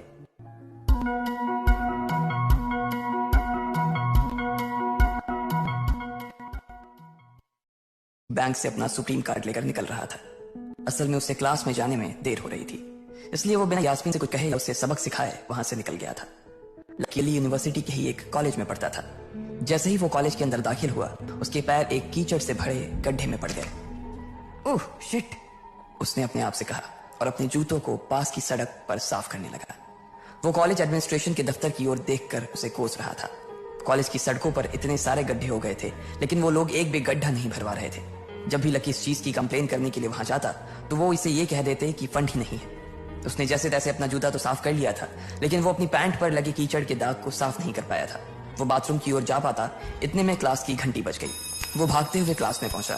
उसने दरवाजे के बाहर से ही देखा कि प्रोफेसर कमलनाथ मिश्रा पोडियम पर आ गए थे और उन्होंने आज के लेक्चर की शुरुआत भी कर दी थी। जैसे ही उनकी नजर बाहर खड़े लकी पर पड़ी तो उनकी आंखें निराशा से भर आई। इधर लकी का सिर भी शर्म से झुक गया था और उसे अंदर ही अंदर बुरा लग रहा था। कॉलेज में जितने भी प्रोफेसर थे उनमें से कमलनाथ जी को लकी सबसे ज्यादा पसंद करता था। बाकी प्रोफेसर ये बात जानते थे कि लकी पढ़ाई के साथ साथ जॉब भी करता था, इसलिए उसका पढ़ाई में ध्यान नहीं था, इसलिए वो भी लकी के ऊपर ज्यादा ध्यान नहीं देते थे। कुछ लोग तो पूरी क्लास के सामने उसका मजाक भी उड़ाते थे, लेकिन सिर्फ कमलनाथ जी ही ऐसे प्रोफेसर थे जो उसके साथ बराबरी का व्यवहार करते थे। लकी बिना कुछ कहे वैसे ही अपना सिर नीचे झुकाए क्लास में दाखिल हो गया। जैसे ही उसके पैर क्लास में पड़े, सभी लोग उसकी ओर देखने लगे। अबे ये फटीचर कब से लेट आने लगा? सूरज पश्चिम से उग सकता है, लेकिन ये कभी लेट नहीं हो सकता। आज क्या हो गया ऐसे? एक लड़के ने लकी को चिढ़ाते हुए कहा। अबे यार इसकी पैंट तो देख कितनी गंदी है। भाई क्लास में लड़कियां भी होती हैं, कम से कम कपड़े तो ढंग से पहन के आ यार। दूसरे लड़के ने कहा और उसकी ये बात सुनकर उसके पास बैठी लड़की हंसती और बोली, अरे कहां से पहन कर आता? कपड़े के लिए तो पैसे हैं नहीं इसके पास, एक ये कपड़ा है इसके पास, बहुत है इसके लिए। क्लास में बैठे सभी लोगों ने लकी के ऊपर फफ्तियां कसनी शुरू कर दी थी। हर कोई उसके ऊपर कुछ न कुछ कहे जा रहा था। ऐसा नहीं था कि लकी ये सब आज ही सुन रहा था। इस तरह की फफ्तियों का सामना वो रोज करता था। रोज उसे ऐसी बातें सुनकर बुरा भी लगता था और आज भी उसने अपना सिर नीचे तो झुका लिया था, लेकिन आज उसके चेहरे पर एक मुस्कान थी। इन लोगों को पता नहीं था कि यह अनलकी आज कितना लकी होकर आ रहा है। जैसे ही क्लास में बैठे बच्चों का शोर बढ़ने लगा, उधर से कमलनाथ जी ने चिल्लाते हुए कहा, आपस में बात करना बंद करो। अगर तुम लोग इस तरह बात करते रहोगे तो मैं आगे नहीं पढ़ाऊंगा। सभी लोग शांत होकर उनकी बात सुनने लग गए। तब तक लकी भी अपनी कुर्सी पर जाकर बैठ गया था। कमलनाथ जी ने फिर से पढ़ाना शुरू किया और पढ़ाते पढ़ाते ना जाने क्यों उनकी नजर बार बार लकी की ओर जा रही थी। लकी को समझ नहीं आ रहा था कि कमलनाथ जी ऐसा जानबूझकर कर रहे थे। उनकी आंखों को देखकर ऐसा लग रहा था कि उनमें लकी के लिए ढेर सारा गुस्सा भरा हुआ था। उसे ऐसा लग रहा था कि शायद वो अपने प्रोफेसर की उम्मीदों पर खरा नहीं उतर रहा था। थोड़ी ही देर में कमलनाथ जी की क्लास खत्म हो गई। बच्चों, आज की क्लास यही खत्म होती है। कल आप सबको क्या काम करके लाना है वो मैंने यहाँ लिख दिया है। कल मिलते हैं आप सबसे, कमलनाथ जी ने कहा और क्लास के बाहर चले गए। जैसे ही वो बाहर गए, पीछे वाले दरवाजे से किसी की आवाज आई, डिंपल। जैसे ही वो आवाज सबके कानों में पड़ी, सब लोग क्लास के पीछे वाले दरवाजे की ओर देखने लगे। वहां कोई और नहीं बल्कि डिंपल का नया बॉयफ्रेंड राहुल खड़ा था। ये लोग राहुल को अच्छी तरह से जानते थे। राहुल ने दरवाजे से झांक कर देखा तो वहां कोई नहीं था। वो धीरे धीरे कमरे में दाखिल हुआ और सीधा डिंपल के पास चला गया। डिंपल खिड़की के पास बैठी हुई थी। जैसे ही राहुल उसके पास पहुंचा, डिंपल ने अपने हाथ उसकी गर्दन में किसी हार की तरह डाल दिए और उसकी बाहों में चूम उठी। उधर राहुल ने भी डिंपल को सबके सामने चूम लिया था। ये नजारा देखते ही सबकी नजरें लकी के ऊपर जा टिकी। सबको अभी तक तो यही पता था कि डिंपल लकी की गर्लफ्रेंड है। किसी को इस बात की खबर नहीं थी कि उन दोनों का ब्रेकअप हो गया था। डिंपल को राहुल की बाहों में देखकर लकी के तन बदन में आग तो लग गई थी, लेकिन फिर भी वो शांत होकर वहीं बैठा हुआ था और उसने अपने गुस्से पर काबू कर लिया था। अरे भाई लकी, क्या हो रहा है ये सब? डिंपल राहुल के साथ कैसे? उसके एक दोस्त ने आकर लकी से कहा, होने देना यार, जो हो रहा है छोड़ना। लकी ने कहा उसका इस बारे में किसी से बात करने का कोई मन नहीं हो रहा था। अरे भाई, तुझे पता है वो राहुल कितना चालू आदमी है। अभी तक इस कॉलेज की 5 लड़कियों को फंसा चुका है और ये डिंपल छठी है। लकी के दोस्त प्रीतम ने उससे कहा। उसकी ये बात सुनते ही लकी ने प्रीतम को घूर कर देखा। प्रीतम को लगा कि लकी को उसकी बात का बुरा लगा था, लेकिन अगले ही पल वो उसे देखकर मुस्कुराया और बोला, कोई बात नहीं भाई, सबकी अपनी अपनी लाइफ है। ये कहकर लकी डिंपल की ओर देखने लगा, जो कि राहुल की बाहों में इतरा रही थी। वो जानती नहीं थी कि लकी चाहता तो यहीं खड़े खड़े राहुल और उसके पिता को उनके कारोबार समेत खरीद सकता था। उधर जैसे ही राहुल और डिंपल की नजर भी लकी पर पड़ी तो वो जानबूझकर उसे छेड़ने के लिए उसके सामने से गुजरने लगे। अच्छा लकी, सुनना जरा। अचानक से डिंपल लकी के सामने रुकी और बोली। उसने अभी भी राहुल की कमर में अपना एक हाथ डाल रखा था। फिर उसने अपने दूसरे हाथ से अपना मोबाइल निकाला और उसका कवर खोलकर लकी के मुंह पर फेंक दिया और बोली, अब क्योंकि मैं तुम्हारे साथ नहीं हूं, इसलिए मुझे तुम्हारे इस बेकार से कवर की कोई जरूरत नहीं। इसे तुम अपने पास रख सकते हो। लकी ने उससे कुछ नहीं कहा और नीचे गिरा वो कवर उठाकर अपनी टेबल पर रख दिया। बेबी, इसने तुम्हें कवर गिफ्ट किया? कवर कौन गिफ्ट में देता है भाई? राहुल ने उसके सामने ही डिंपल से कहा। राहुल लकी को नीचा दिखाने का एक भी मौका अपने हाथ से जाने नहीं देना चाहता था। लकी अंदर ही अंदर मुस्कुरा रहा था। डिंपल ने राहुल की ओर देखा और बोली, बेबी, बात यह है कि जिसकी मोबाइल खरीद कर गिफ्ट करने की औकात नहीं होगी, वो सिर्फ कवर ही तो गिफ्ट कर सकता है ना, और क्या। कोई बात नहीं बेबी, मैं आज ही तुम्हें एक नया फोन दिलवाता हूँ। आ जाओ, चलते हैं कनॉट प्लेस और वहां से लाते हैं बेबी के लिए एक नया नया फोन, राहुल ने कहा। लकी का मन तो यही कर रहा था कि वो जोर से राहुल के ऊपर हंसे, लेकिन उसने अपनी हंसी को रोक लिया था। हाँ बेबी, हमने एक पहले नया फोन खरीदेंगे और फिर उस फोन की पार्टी भी करेंगे, और उसके बाद आज, डिंपल ने कहा और राहुल के चेहरे पर उंगलियां फिराने लगी। राहुल भी और लकी भी उसके इशारे को समझ गए थे। लकी जानता था कि ये सब सिर्फ उसे चिढ़ाने के लिए वो कर रही थी, लेकिन लकी को खुद के लिए नहीं बल्कि डिंपल के लिए बुरा लग रहा था। वो मन ही मन ये सोच रहा था कि अगर डिंपल थोड़ा सा, बस थोड़ा सा और इंतजार कर लेती तो आज लकी उसके लिए फोन की पूरी दुकान खरीद कर रख देता। भाई ये सब क्या हो रहा है? तेरे सामने ये सब हो रहा है और तू बस मुस्कुराया जा रहा है। गुस्सा नहीं आ रहा तुझे? प्रीतम ने लकी से पूछा। नहीं यार, जो हो रहा है अच्छा ही हो रहा है। जो होता है वो भी अच्छे के लिए होता है, इसलिए चल यार, छोड़, लकी ने कहा और फिर राहुल और डिंपल की ओर देखने लगा। अब उन दोनों की नजर लकी के मुस्कुराते हुए चेहरे पर पड़ी तो वो अंदर से भवक गए। दोनों की दोनों ही ये सब सिर्फ और सिर्फ लकी को जलाने के लिए कर रहे थे, लेकिन वो तो ऐसे बैठा था जैसे उसका और डिंपल का कोई रिश्ता ही नहीं था। जब अपनी इस बातों का लकी के ऊपर कोई असर होता नहीं दिखा तो डिंपल राहुल से बोली, बेबी चलो यहाँ से। बेबी नहीं बेबी, हबी। आज से तुम मुझे हबी बोलोगी और मैं तुम्हें बोलूंगा मेरी प्यारी वाइफी, राहुल ने कहा और लकी के सामने ही डिंपल को चूम लिया। ये देखते ही लकी थोड़ा सा जल भुन तो गया और उसका जवाब भी वो राहुल को देना चाहता था, इसलिए उसने कहा, डिंपल ये सब क्यों कर रही हो तुम? क्या दिखाना चाहती हो इससे? लकी को डिंपल का ऐसा रूप देखकर उसी के लिए बुरा लग रहा था। राहुल की किसी बात का तो लकी के ऊपर कोई असर ही नहीं हुआ, लेकिन लकी की इस बात का राहुल को जरूर बुरा लग गया था।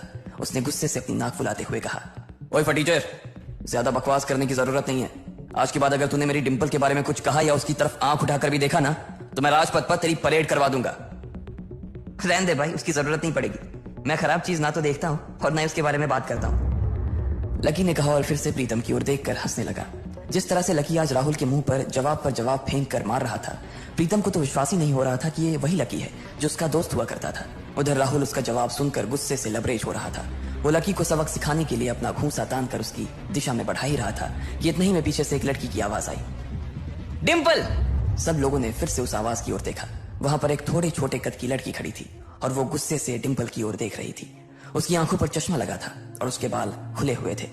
अब तू हद से आगे बढ़ती जा रही है डिंपल। लकी जैसे लड़के को छोड़कर तू इस एक नंबर की लफंगे लड़के के साथ पड़ी है। तुझे तो कॉलेज के किसी गड्ढे में जाकर डूब मरना चाहिए। साक्षी, क्या कह रही है तू? जुबान संभाल अपनी, डिंपल ने कहा। राहुल के बारे में बुराई नहीं बल्कि लकी के बारे में अच्छी बातें सुनकर डिंपल का मन खराब हो गया था। जब डिंपल लकी के साथ थी तो उसकी साक्षी से भी अच्छी दोस्ती थी। साक्षी एक बहुत ही सुलझी हुई लड़की थी। जब भी डिंपल और लकी के बीच किसी बात को लेकर झगड़ा होता तो डिंपल उसे सुलझाने के लिए अक्सर साक्षी की ही मदद लेती थी। मैं जो कह रही हूं ना, सही कह रही हूं। तुझे सीरियसली शर्म आनी चाहिए डिंपल। मैंने कभी नहीं सोचा था कि तू ऐसी लड़की निकलेगी। लकी जैसा बंदा ना तुझे कहीं नहीं मिलेगा, साक्षी ने कहा और एक कदम आगे आ गई। इधर लकी ने देखा कि साक्षी की बात सुनते ही राहुल के कान खड़े हो गए थे, लेकिन वो सच बोल रही थी इसलिए राहुल भी कुछ नहीं कर सकता था। साक्षी लकी के पास आकर खड़ी हुई और बोली, तू इतनी जल्दी कैसे भूल गई यार? लकी तेरे लिए हर टफ टाइम में खड़ा रहा था। जब भी तू बीमार होती थी और तेरे खड़े होने की भी हालत नहीं होती थी तो बेचारा तेरे लिए खाना बनाता था, तेरे कपड़े धोता था और तो और तेरे लिए दवाई तक लेके आता था। तुझे याद है ना जब हम हिमाचल घूमने गए थे और तेरे पैर में मोच आ गई थी तो ये बेचारा अपनी नौकरी छोड़कर भागा भागा रात में हमारे पास आ गया था। इतना प्यार किया इसने तुझसे और तू इसे छोड़कर जा रही है, साक्षी ने कहा। अपने लिए साक्षी के मुंह से इतना सब कुछ सुन लेने के बाद लकी ने अपनी गर्दन नीचे झुका ली थी। उसे डिंपल के साथ बिताए वो सारे लम्हे याद आ रहे थे। वो डिंपल के ऊपर जान छिड़कता था। उसका बस चलता तो वो डिंपल को अपनी हथेलियों पर लेकर घूमता। भले ही उस वक्त उसके पास पैसे नहीं थे, लेकिन वो फिर भी डिंपल की छोटी सी छोटी डिमांड को पूरा करने के लिए अपनी जान लगा देता था। जो कवर डिंपल ने उसके मुंह पर फेंक कर मारा था, वो कवर को खरीदने के लिए लकी ने 3 दिन तक ओवर टाइम किया था। लकी को जैसे ही ये सब याद आया, उसकी पलकों की कोरे भीग गई थी। इधर साक्षी की बात पूरी नहीं हुई थी। उसने आगे कहा, अरे ये लकी अपनी छोटी सी सैलरी में से भी रोज तेरे गोलगप्पे के लिए पैसे निकाल लेता था। तुझे नहीं पता है, मुझे पता है कि आज भी एक बाइक खरीदने के लिए बंदा तेरे लिए पैसे जुटा रहा था। रोज दाल और रोटी खा रहा है सिर्फ इसलिए ताकि तुझे बाइक पर घुमा सके, और तू ऐसे आदमी को नीचा दिखाने की कोशिश कर रही है। ये सब सुनकर डिंपल का चेहरा ही बुझ गया था। उसे भी साक्षी की कई बातें दिल पर लग रही थी, लेकिन इस वक्त वो राहुल के साथ थी और उसका हाथ राहुल की कमर में था। वो चाह कर भी राहुल के खिलाफ ना तो कुछ बोल सकती थी और ना ही कुछ सुन सकती थी। इसलिए उसने अपने बचाव में कहा, हाँ तो ये तो इसका प्रॉब्लम है ना। मैंने इससे पहले ही कहा था कि ये मेरा प्यार अफोर्ड नहीं कर पाएगा, तो फिर ये मेरे साथ इतना आगे क्यों बढ़ा? आज अगर मैं चीज सैंडविच खा सकती हूँ तो फिर मैं बिना घी वाली रोटी क्यों खाऊं? लकी डिंपल की ये बात सब सुन रहा था और उससे पहले कि वो कुछ जवाब देता, अचानक ही उसका फोन बज उठा। उसने मोबाइल निकाल कर देखा तो पाया कि किसी अनजान नंबर से उसे फोन आया था। साक्षी और डिंपल के बीच हो रही बहस के बीच ही लकी फोन उठाने के लिए वहां से निकल गया। देखा कितनी बदतमीजी से उठ के चला गया। चलो अभी। डिंपल ने राहुल के हाथ को कसकर पकड़ा और निकल गई। इधर फोन पर लकी कुछ बोलता उससे पहले ही दूसरी तरफ से आवाज आई, बहुत हो गया लक्ष्मण, अब बस घर आ जा जल्दी से। यह आवाज सुनते ही लकी एक पल में उसे पहचान गया था। उसके दिमाग से डिंपल के सारे ख्यालात चले गए थे और सिर्फ उस आवाज को सुनकर ही उसकी आंखें भीग आई थी।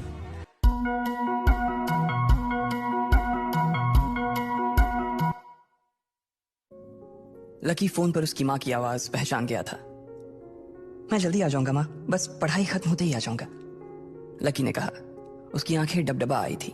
इससे पहले कि वो आगे और कुछ बोल पाता, उसकी मां ने कहा, बस अब कितना पढ़ेगा, तू अब जल्दी से आ जा, मैंने तेरे लिए एक लड़की भी ढूंढ रखी है, मां ने कहा। और ये सुनते ही लकी के होश उड़ गए। वो डिंपल के सदमे से अभी बाहर भी नहीं निकला था और उसकी माँ उसके लिए लड़की ढूंढ रही थी। माँ मैं अभी क्लास में हूँ, आपको थोड़ी देर बाद फोन करता हूँ, लकी ने आगे की बात से बचने के लिए कहा और फोन रख दिया। फिर वो क्लासरूम में आ गया। लकी तुम ठीक हो ना? साक्षी ने लकी के कंधे पर हाथ रखते हुए पूछा। उसे सच में लकी की चिंता हो रही थी। लकी ने उसकी ओर देखा और मुस्कुरा दिया।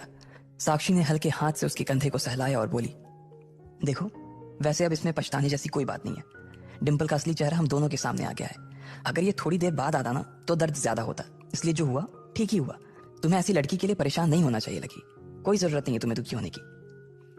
लकी ने सिर्फ हाँ में अपना सिर हिलाया और अपनी मुस्कान को और थोड़ा सा बड़ा कर लिया। साक्षी के उसके कंधे पर हाथ रखने की वजह से लकी को अच्छा महसूस हो रहा था। कम से कम उसके आसपास कोई तो था जिस पर वो विश्वास कर सकता था।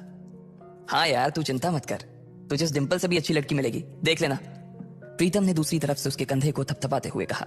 लकी को अब सचमुच काफी अच्छा लग रहा था। अच्छा चलो आज हम तुम्हारे आजाद होने का ना जश्न मनाते हैं। मैं अपनी तरफ से तुम्हें ट्रीट दूंगी। कॉलेज के बाहर कहीं चले? कैंटीन का खा खा करना मैं बोर हो गई हूं, साक्षी ने कहा। हाँ यार, कैंटीन से तो मैं भी बोर हो गया हूं, प्रीतम ने कहा। साक्षी ने उसे घूर कर देखा और बोली, अबे तुम्हें कौन ले जा रहा है? यह सुनते ही प्रीतम को झटका सा लग गया। वो जानता था कि साक्षी बहुत ही साफ और सपाट बात करने वाली लड़की थी, लेकिन एक दिन वो उसकी इसी साफ गोई का शिकार हो जाएगा, उसे अंदाजा नहीं था। नहीं, मैं तो खुद भी नहीं जा रहा था यार, मुझे तो निम्मी से मिलने के लिए जाना था। मैं तो बस बता रहा था कि मैं भी बोर हो गया हूँ कैंटीन का खा खा कर, प्रीतम ने अपनी ओर से सफाई देते हुए कहा। हाँ, लेकिन ट्रीट तुम मुझे नहीं, मैं तुम्हें दूंगा, पर आज नहीं, किसी और दिन। और इस बार हम उस चमन पाव भाजी वाले के पास नहीं जाएंगे, उससे थोड़ी दूरी पर सामने वाली लेन में जो रेस्टोरेंट है ना, सन एंड मून, वहां चलकर खाना खाएंगे, लकी ने कहा और अपनी जगह से खड़ा हो गया। साक्षी ने जब उसके मुंह से सन एंड मून का नाम सुना तो उसके कान खड़े हो गए। उसे उम्मीद नहीं थी कि लकी को डिंपल के जाने के बाद इतना बड़ा झटका लगेगा। जितना पैसा लकी 10 दिन में कमाता था, साक्षी ने सुना था कि सन एंड मून में उतना पैसा सिर्फ एक बार में ही पूरा हो जाता था। उसे विश्वास नहीं हो रहा था कि लकी इतना बड़ा कदम उठा लेगा। वो झिझक कर हंस पड़ी और बोली, हाँ ठीक है, मतलब ठीक है, मैं इंतजार करूंगी। वैसे तुम्हें एक बात बताऊं लकी, मैं ना अभी तक सन एंड मून के अंदर गई नहीं हूँ। साक्षी के चेहरे पर हल्की सी शर्म आ गई थी। साक्षी को लगा कि लकी ने सिर्फ जज्बात में बहकर यह बात बोल दी थी कि वो उसे सन एंड मून में ट्रीट देने वाला था, लेकिन उसे मालूम नहीं था कि वो साक्षी को जिंदगी भर भी अगर वहां खिलाता तो भी उसकी जायदाद पर कोई असर नहीं होने वाला था। ठीक है, तो फिर मिलते हैं, फिर बाय लकी, साक्षी ने कहा और वहां से निकल गई। इधर प्रीतम और उसके दूसरे दोस्त भी उसे अपने साथ लेकर कैंटीन की ओर आ गए। जैसे ही वो कैफेटेरिया में दाखिल होने वाले थे, अचानक से गर्वित रुक गया। उसकी आंखें उसके फोन पर गड़ी हुई थी और एक पल के लिए फोन को देखने के बाद गर्वित ने कहा, भाई साहब, ये अमित ने ग्रुप चैट पर अपनी फजीहत करवा ली यार। खोलो अपना ग्रुप चैट, खोलो अपना हॉस्टल वाला ग्रुप, देखो क्या लिखा है इसने। लकी और प्रीतम ने तुरंत अपना फोन निकाला और हॉस्टल वाला ग्रुप खोल लिया। हालांकि लकी ने हॉस्टल छोड़ दिया था और सिर्फ डिंपल की वजह से वो एक छोटे से कमरे में रहने के लिए आ गया था, फिर भी उसने हॉस्टल का ग्रुप नहीं छोड़ा था और न ही प्रीतम और गर्वित उसे ग्रुप छोड़ने देना चाहते थे। गर्वित की बात सुनते ही तुरंत लकी और प्रीतम ने अपनी जेब से फोन निकाला और देखा। अरे बाप रे, कितना बड़ा गधा है ये, लकी ने उन दोनों से कहा। अमित ने उस ग्रुप में एक मैसेज भेजा हुआ था जिसमें लिखा था, दोस्तों, आज से तुम्हारा भाई अमित सबके सामने ये ऐलान करना चाहता है कि तुम्हारा भाई फिर से सिंगल से मिंगल हो गया है। सबके सब जल्दी आओ हॉस्टल, आज का लंच तुम्हारे भाई की तरफ से है।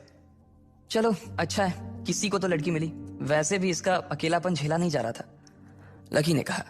चलो चलो हॉस्टल चलते हैं, साले की आज जमकर खींचेंगे, प्रीतम ने कहा। गर्वित और प्रीतम तो आगे बढ़ गए, लेकिन लकी वहीं रुक गया था। वो उनके साथ आने में थोड़ा सा झिझक रहा था। अबे क्या हुआ, तू क्यों रुक गया, भूख नहीं लगी है, गर्वित ने पूछा। लगी है यार, पर तुम लोग जाओ, मैं यहीं कुछ खा लूंगा, लकी ने अपनी नजर बचाते हुए जवाब दिया। अरे अब यहां किसके साथ खाएगा, तेरे साथ खाने वाली तो भी किसी और के साथ खा रही है, इसलिए चलना भाई, हमारे साथ खा लेना। वैसे भी अमित ने पूरे ग्रुप को बुलाया है और पूरे ग्रुप में तू भी तो आता है, प्रीतम ने कहा। हाँ, पर लकी के पास इससे आगे कहने को कुछ नहीं बचा था। उसका मन तो उन दोनों के साथ जाने का बहुत कर रहा था, पर वो फिर से हॉस्टल नहीं जाना चाहता था। अब वो हॉस्टल का हिस्सा नहीं रह गया था, इसलिए उसे लग रहा था कि वहां खाना ठीक नहीं था। भाई मुझे मालूम है तू क्या सोच रहा है, लेकिन तुझे मालूम है कि हम क्या सोच रहे हैं, गर्वित ने कहा। क्या सोच रहा है, लकी ने उत्साह में पूछा। प्रीतम और गर्वित दोनों मुस्कुराने लगे और लकी को देखकर बोले, आज के आज ही हम तेरा कमरा खाली कर देंगे, गर्वित ने कहा। क्यों क्यों खाली कर दोगे, लकी ने पूछा। क्योंकि तू फिर से हमारे साथ रहने के लिए आने वाला है साले, प्रीतम ने खुशी से उसके कंधे पर हाथ रखा और उसे खींचकर अपने साथ लाने लगा। लकी ये बात सुनकर खुश हो गया था। उसे लग रहा था कि डिंपल के जाने के बाद उस कमरे में वो अकेला हो जाएगा, लेकिन जब उसके ये दोस्त जिंदा थे तब तक वो उसे अकेले नहीं छोड़ने वाले थे। थैंक्स यार, तुम लोग हो तो मैं। इसके आगे लकी कुछ कह नहीं पा रहा था, लेकिन उसकी आंखों में दोस्तों के लिए प्यार साफ नजर आ रहा था। थोड़ी देर बाद जब वो तीनों हॉस्टल पहुंचे तो उन्होंने देखा कि एक लड़का और एक लड़की एक साथ एक पलंग पर हाथ पकड़कर बैठे हुए हैं। अरे अरे तुम लोग वापस आ गए, अमित ने चौंकते हुए लड़की का हाथ छोड़ा और तीनों को देखने लगा। अमित का कद हॉस्टल के बाकी लड़कों से लंबा था, उसका शरीर दुबला और सुडौल था। वो खेल कूद में बहुत अच्छा था। बेबी ये मेरे दोस्त हैं, दोस्तों ये मेरी बेबी, मेरा मतलब है मेरी गर्लफ्रेंड है रोशनी, म्यूजिक सीख रही है, अमित ने कहा और रोशनी ने सबको हाई किया। फिर अमित बोला, रोशनी ये मेरे रूममेट्स हैं, गर्वित, प्रीतम और लकी। लकी अब हमारे साथ नहीं रहता, लेकिन हमारे दिल में अभी भी जिंदा है लकी, है ना लकी, अमित ने थोड़े मजाकिया अंदाज में कहा। हाँ अमित भाई, पहले नहीं रहते थे, लेकिन अब भाई साहब हमारे साथ फिर से रहने के लिए आ रहे हैं, इसलिए आपने इनके बिस्तर पर जो वे प्रोटीन के डब्बे जमा रखे हैं ना, उन्हें जरा हटा लीजिए, गर्वित ने कहा। ये सुनते ही अमित का चेहरा खुशी से खिल गया। वो चाहता तो यही था कि लकी, जो कि उन सब की जान था, वापस आ जाए, लेकिन वो ऐसे अचानक से वापस क्यों आ रहा था इस बात का उसे अंदाजा नहीं था। इसलिए उसने पूछा, पर क्या हुआ भाई, लैंडलॉर्ड से लड़ाई वड़ाई हो गई क्या? नहीं यार, ऐसा कुछ नहीं है, लकी ने धीमी आवाज में कहा। प्रीतम समझ गया था कि लकी को आगे की बात करने में शर्म आ रही थी, इसलिए इससे पहले कि अमित आगे कुछ बोलता, प्रीतम ने उसका बचाव करते हुए कहा, अरे भाई लाइफ है, कभी धूप कभी छांव, चलता रहता है, तू ज्यादा सवाल मत कर यार, पलंग खाली कर यार जल्दी। प्रीतम ने कहा और रोशनी की ओर इशारा कर दिया। अमित समझ गया था कि वो उसके सामने इस बारे में कुछ बात नहीं करना चाहता था। अमित ने भी कुछ नहीं कहा और उन पांचों के बीच एक खामोशी छा गई। अमित ने उस चुप्पी को तोड़ते हुए कहा, चलो तो फिर आज रॉबिस कैफे पर खाना खाने के लिए चलते हैं। रोशनी की रूममेट भी आने वाली है। तुम्हें और किसी को बुलाना है? लकी तो डिंपल को बुला देना, वो भी आ जाएगी। अमित ने जैसे ही ये कहा, गर्वित और प्रीतम उसे गुस्से से देखने लगे। प्रीतम ने तो अपना सिर ही पकड़ लिया था। अमित की मोटी बुद्धि में उसके छोटे छोटे इशारे कभी नहीं घुस सकते थे। ये बात वो अच्छी तरह से समझ गया था। इधर लकी और डिंपल के बारे में सिर्फ उन तीनों को ही नहीं बल्कि पूरे हॉस्टल को पता था। अमित को यह बात मालूम थी कि लकी डिंपल को कभी किसी अच्छी जगह खाने पर नहीं ले जा पाता था, इसलिए उसने सोचा कि उसको ये मौका भी वो अपनी तरफ से ही दे दे। अब इससे पहले कि प्रीतम लकी की खाओ को ढकने की कोशिश करता, उसने खुद ही उसे कुरेदते हुए कहा, अमित मैं और डिंपल अब साथ नहीं है यार। तुम और डिंपल साथ नहीं हो मतलब? ये कब हुआ यार और कैसे? अमित ने लकी से पूछा। उसका मुंह सवाल पूछने के बाद भी खुला का खुला ही रह गया था। अब जो हो गया सो हो गया ना यार, सब आज ही जानना है क्या तेरे को? गर्वित ने उसे फटकारते हुए कहा। अमित समझ गया था कि इस बारे में बात करने के लिए सही मौका नहीं था। अमित हमें निकलना चाहिए यार, मेरी रूममेट्स का मैसेज आया है कि वो लोग निकल चुकी हैं। वो लोग पहले से ही बहुत भूखी हैं और अगर हमने उन्हें वेट कराया ना तो वो मुझे ग्रिल करेंगी यार। रोशनी ने कहा, हाँ अब ऐसा है तो प्रीतम जी, गर्वित जी और लकी जी आप अपने अपने कपड़े बदलो। प्रीतम तू लकी को कुछ बढ़िया से दे देना यार, और प्लीज सब लोग जल्दी तैयार हो जाओ, हम लोग बाहर इंतजार कर रहे हैं, अमित ने कहा और रोशनी का हाथ थाम कर बाहर आ गया। इधर प्रीतम ने कमरे का दरवाजा बंद कर लिया था। अमित और रोशनी कमरे के बाहर थे, जहां अमित बार बार कमरे के दरवाजे की ओर देख रहा था। वहीं रोशनी अपने हाथ बांधे और मुंह फुलाए बरामदे के उस पार देख रही थी। जब अमित की नजर रोशनी पर पड़ी तो वो समझ गया कि कोई तो बात थी। जिस तरह से वो हाथ बांध कर खड़ी थी उससे साफ समझ आ रहा था कि रोशनी को किसी बात पर तो गुस्सा आ रहा था। क्या हुआ बेबी, कुछ हुआ है क्या? अमित ने पूछा। नहीं कुछ नहीं यार, बस ऐसे ही, रोशनी ने कहा और अपना चेहरा दूसरी ओर घुमा लिया। बोलो ना बेबी, क्या हुआ? मेरी कोई बात बुरी लग गई क्या आपको? अमित ने फिर से पूछा। रोशनी ने एक बार के लिए उसे देखा और फिर एक गहरी सांस लेते हुए बोली, तुम्हें ऐसा नहीं लगता कि तुम्हारे ये जो रूममेट्स हैं ये बहुत ही एवरेज हैं? मतलब तुम खुद को देखो ना गर्वित की शक्ल अच्छी है, ना प्रीतम की पर्सनालिटी में कोई अपील है, और चलो लकी तो फिर भी थोड़ा बहुत अच्छा लगता है, लेकिन वो जिस तरह से रहता है, जिस तरह के कपड़े पहनता है, उससे साफ दिखता है कि उसकी जेब टाइट है। अब ऐसे लोगों को मैं अपने रूममेट्स के सामने कैसे ले जाऊंगी यार, बताओ? अमित को उसकी बात सुनकर मन ही मन काफी अजीब लगा।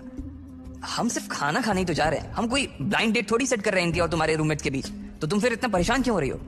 तुम्हें ऐसा लग रहा है कि मेरे रूममेट बाहर इतनी दूर इतनी धूप में सिर्फ खाने के लिए आ रही हैं? अमित तुम सच में डम हो। अरे उन्होंने भले ही मेरे फेस पर ये बात ना कही हो, लेकिन मैं जानती हूँ ना कि वो सिर्फ तुम्हारे रूममेट्स के लिए मिलने आ रही हैं। क्या पता किसी को कोई पसंद आ जाए तो। मैंने तुम्हारी फोटो दिखाई थी, तुम्हें देखते ही सबकी जुबान ऐसे ही लपलप होने लगी थी और उन्हें लगा कि तुम्हारे रूममेट्स भी तुम्हारे जैसे ही होंगे, इसलिए वो भी मुझे उन सबको भी खाने पर लाने के लिए कह रही थी। रोशनी ने चिढ़ते हुए कहा, हाँ बेबी सॉरी, मुझसे गलती हो गई, मैंने तुम्हें बताया नहीं कि मेरे रूममेट्स बायोलॉजी सेक्शन से हैं। अमित ने कहा, असल में वो था सपोर्ट कोटा से, लेकिन वहां पर जगह नहीं थी, इसलिए उसे लकी की डोरमेट्री में शिफ्ट कर दिया गया था। अब इससे मैं क्या करूं? तुम ये सब मुझे अब बता रहे हो। मैं लंच ही कैंसिल कर देती हूँ, बोल दूंगी कि अमित का ट्रेनिंग सेशन शुरू हो गया है। रोशनी ने फिर से चिढ़ते हुए कहा, अरे नहीं यार नहीं, प्लीज ऐसा मत करो। अमित ने उसके आगे हाथ जोड़ते हुए कहा, अगर ऐसा हो जाता तो प्रीतम और गर्वित उसकी नाक में दम कर देते। वो दिखता पहलवान सा था, लेकिन उसे इन दोनों से बहुत डर लगता था। तो फिर ठीक है, अब वहां इनके साथ जो कुछ होगा ना उसके लिए तुम मुझे ब्लेम मत करना प्लीज, रोशनी ने कहा। और इससे पहले कि अमित उससे आगे कुछ कह पाता, रोशनी का फोन बज उठा। हेलो, हाँ कोयल, अच्छा तुम लोग पहुंच गए? हाँ इतनी भी क्या जल्दी है यार, जब तुम मिलोगे तो खुद ही देख लेना। अच्छा तुम्हारे सिर पर चोट? अच्छा ठीक है, हम बस आ ही रहे हैं, रोशनी ने कहा और फोन रख दिया। ये कोयल वही कोयल थी जो आज सुबह ही लकी से बैंक में टकराई थी। वो रोशनी की बहुत अच्छी दोस्त थी और इन सब में सबसे अमीर। इतने में गर्वित, प्रीतम और लकी कमरे से बाहर आ गए। इधर तीन सुंदर सी बन ठन के आई हुई लड़कियां एक टेबल पर पहले से ही बैठी हुई थी। उनकी शक्ल, सूरत और कपड़े देखकर ये पता चल रहा था कि वो पैसे वाले घरों से थी। उनमें से एक लड़की का चेहरा छोटा और गोल सा था, आंखें बड़ी बड़ी और चमकीली सी थी। उन तीनों में सबसे सुंदर वही थी। कोयल तुम्हारे सिर पर लाल सा क्या लगा हुआ है, कहीं कोई चोट वोट लगी थी क्या? एक लड़की ने कोयल से पूछा। कोयल ने तुरंत अपना फोन निकाला और फिर अपने सिर पर लगी चोट को देखने लगी और कहा, हाँ यार आज सुबह मैं अपने पापा के साथ न्यू सिटी बैंक गई हुई थी, तो वहां पे एक गधे से टकरा गई। इतना बेवकूफ आदमी ना मैंने अपनी जिंदगी में नहीं देखा, मन तो कर रहा था उसका मुंह नोच लूं, कोयल ने कहा। अब इधर कोयल लकी को कोस रही थी, जबकि दोनों इस बात से अनजान थे कि फिर से उनका सामना होने वाला है। आखिर क्या धमाका होगा जब कोयल और लकी फिर से एक दूसरे के सामने आएंगे? क्या वो लकी की इंसल्ट करेगी, वो भी उसके दोस्तों के सामने, या फिर लकी उससे इस बार जवाब देगा? आपको क्या लगता है, क्या होंगे इन सभी सवालों के जवाब? कमेंट बॉक्स में कमेंट करके जरूर बताएं, और सभी सवालों के जवाब को जानने के लिए सुनते रहिए इंस्टा मिलीनियर सिर्फ पॉकेट एफएम पर। रोशनी अमित के सामने मुंह फुला फुला कर आगे चलने लगी थी। अमित उसके पीछे पीछे था और प्रीतम, गर्वित और लकी उन दोनों के पीछे थे। हॉस्टल के दरवाजे के बाहर निकलने के कुछ देर बाद ही वो लोग काका का ढाबा के लिए निकल चुकी थी। इधर कोयल की सहेलियां उसका घाव देखकर उससे बातें करने लगी थीं। अच्छा कोयल, तो उसने तुमसे माफी मांगी? उसके बगल में बैठी लड़की ने पूछा। हाँ, लेकिन पता नहीं आजकल न्यू सिटी बैंक के कस्टमर्स की क्वालिटी को क्या हो गया है। उनका स्टैंडर्ड ना दिन ब दिन गिरता ही जा रहा है। कोयल ने गुस्से से कहा। कैसे? दूसरी लड़की ने पूछा। अरे तुम अब जानती हो ना कि न्यू सिटी बैंक के अंदर आने वाले कस्टमर्स कैसे होते हैं, लेकिन जब मैंने उस लड़के को देखा ना तो छी। कोयल ने मुंह बनाते हुए कहा। मतलब तुम कहना क्या चाह रही हो? वो क्या कुछ ऐसा वैसा था, मतलब थोड़ा फटीचर टाइप का? दूसरी लड़की ने पूछा। हाँ, मुझे तो लगता है कि वो कोई पागल था जिसने ठीक से दुनिया नहीं देखी थी। हो सकता है कि वो किसी पागल खाने से भाग कर आया था और सीधा न्यू सिटी बैंक में घुस गया था। पता नहीं बाद में उसके साथ क्या हुआ होगा। मैं तो उसी टाइम अपने पापा के साथ वहां से निकल गई थी। लेकिन अब अगर दोबारा कहीं मुझे मिला ना और उसने ऐसी कोई गलती करने की कोशिश की तो मैं सच बता रही हूँ, वो अपना चेहरा किसी को दिखाने के लायक नहीं रहेगा। कोयल ने अपनी मुट्ठियों को भींचते हुए कहा। एनीवेज यार, अब तुम लोग भी क्या उसका टॉपिक लेकर बैठ गए? वैसे भी अब हम कभी मिलने वाले नहीं है। अरे यार, ये रोशनी और इसका बॉयफ्रेंड कहाँ रह गया? और कितनी देर इंतजार करना पड़ेगा? मुझे बहुत गर्मी लग रही है। कोयल ने कहा। वैसे मुझे तो रोशनी का बॉयफ्रेंड ना बहुत अच्छा लगा यार। वो स्मार्ट है, उसके पास हाइट है और वो पतला भी है। मुझे ऐसे लड़के ना जाने क्यों बहुत अच्छे लगते हैं। अगर अमित के जैसा उसका कोई रूममेट निकला ना तो मैं पहले ही बता दे रही हूँ कि वो मेरा रहेगा, सिर्फ मेरा। मानसी ने हंसते हुए कहा। जब से उसने अमित को देखा था तब से उसे रोशनी से जलन होने लगी थी। ओहो, देखो तो दीदी को कैसी जीभ लपलपा रही है। मैंने सुना है अमित स्पोर्ट्स कोटे से है, इसलिए मुझे लगता है कि वो और उसके दोस्त भी एक जैसे होंगे।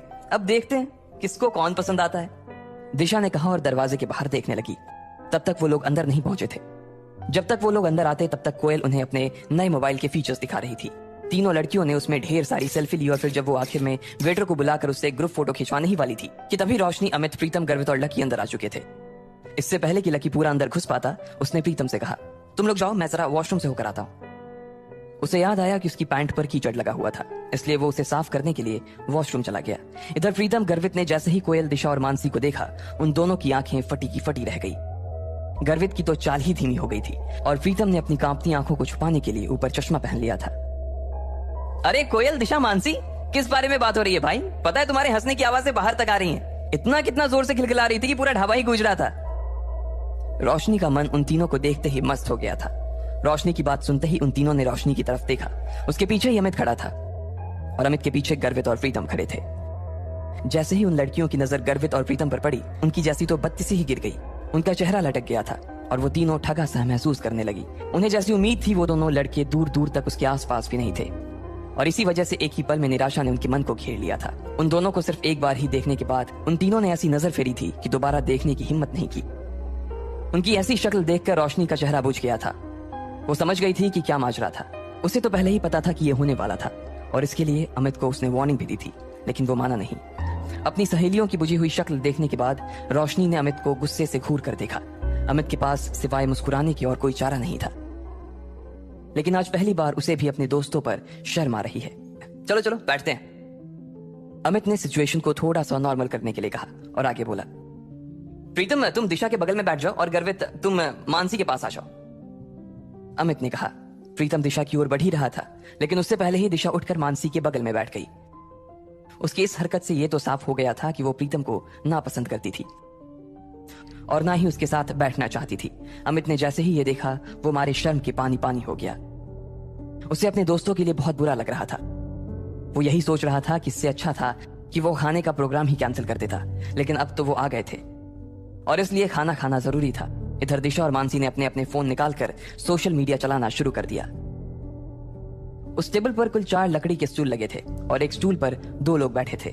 दिशा और मानसी एक स्टूल पर बैठ गए, प्रीतम और गर्वित एक स्टूल पर, अमित और रोशनी एक स्टूल पर बैठ गए, लेकिन कोयल अकेली बैठी थी। कोयल को अकेले देखकर अमित और रोशनी दोनों ही चौंक गए थे। कोयल उन सब लड़कियों में सबसे सुंदर थी और साथ ही वो सबसे चूजी भी थी। उसके पिता के पास खूब पैसा था, इसलिए वो ऐसी वैसी चीजें पसंद नहीं करती थी। अब ऐसे में अगर लकी कोयल के पास बैठता तो क्या होता? ना कोयल को पता था कि उसके पास लकी बैठने वाला था और ना ही लकी को पता था कि कोयल के पास उसकी सीट खाली थी। भले ही लकी उतना खराब ना दिखता था, लेकिन उसके कपड़े उसकी पर्सनालिटी की मिट्टी पलित करने में लगे हुए थे। अरे अरे जल्दी खाने को कुछ मंगवा यार, बहुत भूख लगी है, अमित ने उन सब के बीच पसरे सन्नाटे को चीरते हुए कहा। लेकिन रोशनी का गुस्सा अभी तक शांत नहीं हुआ था और उसने अमित को फिर से घूर कर देखा। लेकिन तब तक इधर दिशा और मानसी ने मेन्यू उठा लिया था और मोबाइल से अपनी नजर हटाकर मेन्यू में घुसा ली थी। इतने में कोयल ने अपने बालों को ठीक करते हुए अमित से पूछा, अमित, रोशनी तो बता रही थी कि तुम्हारे साथ 2 नहीं 3 लड़के आने वाले थे, तो फिर वो तीसरा लड़का कहाँ है? कोयल ने जिस तरह यह सवाल किया था, उसे सुनकर तो यही लग रहा था कि प्रीतम और गर्वित को देख लेने के बाद भी उसे अभी थोड़ी सी उम्मीद तो बाकी थी। लेकिन उसे पता नहीं था कि वो तीसरा लड़का उसके लिए बम बंद कराने वाला था। वो तीसरा लड़का अभी बाथरूम गया हुआ है, बस आता ही होगा वो, अमित ने तुरंत जवाब देते हुए कहा। जैसे ही उसने अपनी बात खत्म की थी, ठीक उतनी ही देर में लकी बाथरूम से निपट कर वहां आ गया था। अमित अपनी जगह से थोड़ा सा उठा और उसने लकी की तरफ हाथ हिलाते हुए कहा, ओए लकी, इधर देख भाई, इधर आजा। जैसे ही कोयल, दिशा और मानसी ने अमित की आवाज सुनी, वो सभी लकी की ओर देखने लगे। लेकिन दिशा और मानसी को एक बार फिर से निराशा हाथ लगी थी, इसलिए उसने देखते ही फिर से अपनी गर्दन नीचे कर ली और वो मेन्यू देखने लगी। लेकिन कोयल ने जैसे ही लकी को देखा, उसकी आंखें फटी की फटी रह गई। उसका मन कर रहा था कि वो टेबल पर अपना सिर दे मारे। इधर लकी भी उसे देखते ही पहचान गया था और उसकी आंखों में देखते ही वो आगे बढ़ता जा रहा था। वो समझ गया था कि कोयल को उसे देखते ही उससे नफरत हो गई थी। जब लकी को और कहीं बैठने की जगह नहीं मिली, तो वो आखिरकार कोयल के पास जाकर बैठ गया। कोयल ने जैसे ही उसे अपने पास बैठते हुए देखा, तो वो उस छोटे से स्टूल में भी उससे जितनी दूर हो सकती थी उतनी दूर जाकर बैठ गई थी। उसे अंदर से तो लकी से बहुत घिन आ रही थी। कोयल, क्या हुआ? कुछ प्रॉब्लम है क्या? रोशनी ने कोयल की शक्ल देखते हुए पूछा। वो उसके चेहरे के हाव भाव को देखकर समझ गई थी कि कोयल को कुछ तो हुआ था जो वो अपने मन में छुपा रही थी। अब तुम लोग कहोगे यार कि मेरी जैसी लड़की की किस्मत में इतनी खराब कैसे हो सकती है, लेकिन ये वही लड़का है जो मुझे आज न्यू सिटी बैंक में मिला था। अरे बाप रे, ये वही लड़का है? दिशा ने पूछा। इसको देखकर तो ऐसा ही लग रहा है कि इसने वही कपड़े पहने हुए हैं जैसा तुमने इसे बैंक में पहने हुए देखा था, मानसी ने कहा और दोनों ही लकी को ऊपर से नीचे तक देखने लगे। अरे तुम लोग एक दूसरे के अंदर ऐसे घुस कर आखिर किस बारे में बात कर रहे हो भाई? रोशनी ने पूछा। उसे समझ नहीं आ रहा था कि अचानक ही लकी के आने से ऐसा क्या हो गया था जो उस टेबल पर बैठी बाकी की लड़कियां भी कुछ कुछ बातें करने लगी थी। रोशनी को लगा कि कहीं ऐसा तो नहीं कि उन तीनों में से किसी एक को लकी पसंद आ गया था। लेकिन दिशा ने कोयल और लकी के बीच हुई उस टक्कर के बारे में रोशनी को बताया तो उसकी आंखें खुल गई। जब लकी के बारे में ये सब बातें की जा रही थी, तब सब लोग लकी को घूर कर देख रहे थे। प्रीतम, अमित, रोशनी, गर्वित और कोयल, सभी की नजर लकी के ऊपर टिकी हुई थी। सबके मन में ढेर सारे सवाल थे। उन्हें यह लग रहा था कि आखिर लकी को न्यू सिटी बैंक में जाने की जरूरत क्या थी, या जब वो गया तो उसे कितनी शर्मिंदगी का सामना करना पड़ा होगा। वहीं रोशनी के मन में यह चल रहा था कि लकी के आने की वजह से कहीं कोयल उठ के ना चली जाए। वो जानती थी कि कोयल कितनी चूजी थी और इतना सब हो जाने के बाद वो लकी के साथ एक स्टूल पर खाना तो नहीं खा सकती थी। इधर कोयल ने एक ठंडी सी मुस्कान के साथ रोशनी को देखा और बोली, रोशनी, तुम अपने बॉयफ्रेंड के साथ मजे करो, मुझे थोड़ा सा काम, इसलिए मैं निकल रही हूँ, जा रही हूँ, बाय। कोयल ने कहा और बिना किसी की इजाजत का इंतजार किए वो वहां से उठ गई। रोशनी को तो पहले ही से मालूम था कि ऐसा कुछ होने वाला था, फिर भी उसने कोयल को रोकने की कोशिश की थी, मगर वो नहीं रुकी। रोशनी का गुस्सा भरा चेहरा देखकर इधर अमित अपने आप को कोस रहा था कि आखिर वो इन लोगों को अपने साथ क्यों लेकर आया। लकी ने जब देखा कि सारी गड़बड़ उसकी वजह से हो रही थी और कोयल लगभग दरवाजे पर पहुंच गई थी, तो वो जोर से चिल्लाया और बोला, रुको। उसकी आवाज सुनते ही सब चौंक गए थे। कोयल भी जाते जाते 1 सेकंड के लिए दरवाजे पर ही रुक गई थी। लकी को अंदर ही अंदर बहुत बुरा लग रहा था। एक तो उसे यह बात चुभ रही थी कि आज उसकी वजह से कोयल को वहां से भूखे उठकर जाना पड़ रहा था, और दूसरी बात उसे यह खल रही थी कि उसके आसपास की दुनिया और उसके आसपास के लोग सिर्फ और सिर्फ पैसे के पीछे पागल थे। इससे पहले कि कोयल दरवाजे के बाहर निकल पाती, लकी ने उसे आवाज देते हुए कहा। लकी की आवाज सुनकर कोयल ने गुस्से में कहा, क्या है, क्या है, फिर से मुझसे टकराना चाहते हो? कोयल ने लकी से बात करते हुए कहा। लकी उसकी ओर देखकर मुस्कुराया और बोला, बैंक में जो कुछ हुआ उसके लिए मैं बैंक में ही माफी मांग चुका हूं। देखो, मुझे नहीं मालूम था कि तुम्हें मेरी गलती की वजह से ऐसी चोट आ जाएगी। I am really sorry. Koyal की नजर लकी की ओर नहीं देख रही थी। भले ही लकी की बात सुनकर वो थोड़ा सा पिघल जरूर गई थी, लेकिन अभी भी उसकी घिन पूरी तरह से शांत नहीं हुई थी। कोयल ने कोई जवाब नहीं दिया और वहां से फिर से निकलने लगी। लकी ने उसे फिर से रोका और कहा, अरे तुम अपना ये पर्स वहां भूल गई थी, मैं तो बस यही देने आया था तुम्हें, इसमें तुम्हारा सिटी बैंक का वो सुप्रीम कार्ड होगा ना? लकी ने तिरछी नजरों से उसे देखते हुए कहा। कोयल मन ही मन सोच रही थी कि इस आदमी की न्यू सिटी बैंक का जब कोई कार्ड था ही नहीं, तो फिर इसे कैसे पता चला कि वहाँ कौन सा कार्ड चलता है? हो सकता है मैनेजर ने इसे भगाने से पहले समझा दिया होगा। कोयल ने अपने मन में सोचा और निकलने लगी। लकी अभी भी उसी जगह पर खड़ा था। जैसे ही कोयल दरवाजे से बाहर होने वाली थी, इतने में उधर से कोई रईस ज्यादा सामने आया और कोयल से जानबूझकर टकरा गया। इडियट, देख कर नहीं चल सकते क्या? कोयल ने गुस्से में उस आदमी को देखते हुए कहा। उस आदमी ने काले रंग की टी शर्ट और हरे रंग की ट्राउजर पहनी हुई थी। उसके हाथ में कोई बहुत महंगी सी घड़ी भी थी और वो जिस तरह से कोयल को देख रहा था, उसकी शक्ल से साफ पता चल रहा था कि उसकी नीयत अच्छी नहीं थी। अरे बेबी, क्या हुआ? चोट लगी है? मलहम लगा दूं क्या? उस लड़के ने कोयल को छेड़ते हुए कहा। कोयल को उसकी उस बात पर बहुत गुस्सा आया। एक तो वो पहले ही सुबह अपनी चोट भूली नहीं थी और उसके बाद इस आदमी से टकराने के बाद उसका गुस्सा और बढ़ गया था। इतना कहते ही वो आदमी कोयल की दिशा में आगे बढ़ने लगा। लकी कोयल से थोड़ी ही दूरी पर खड़ा था।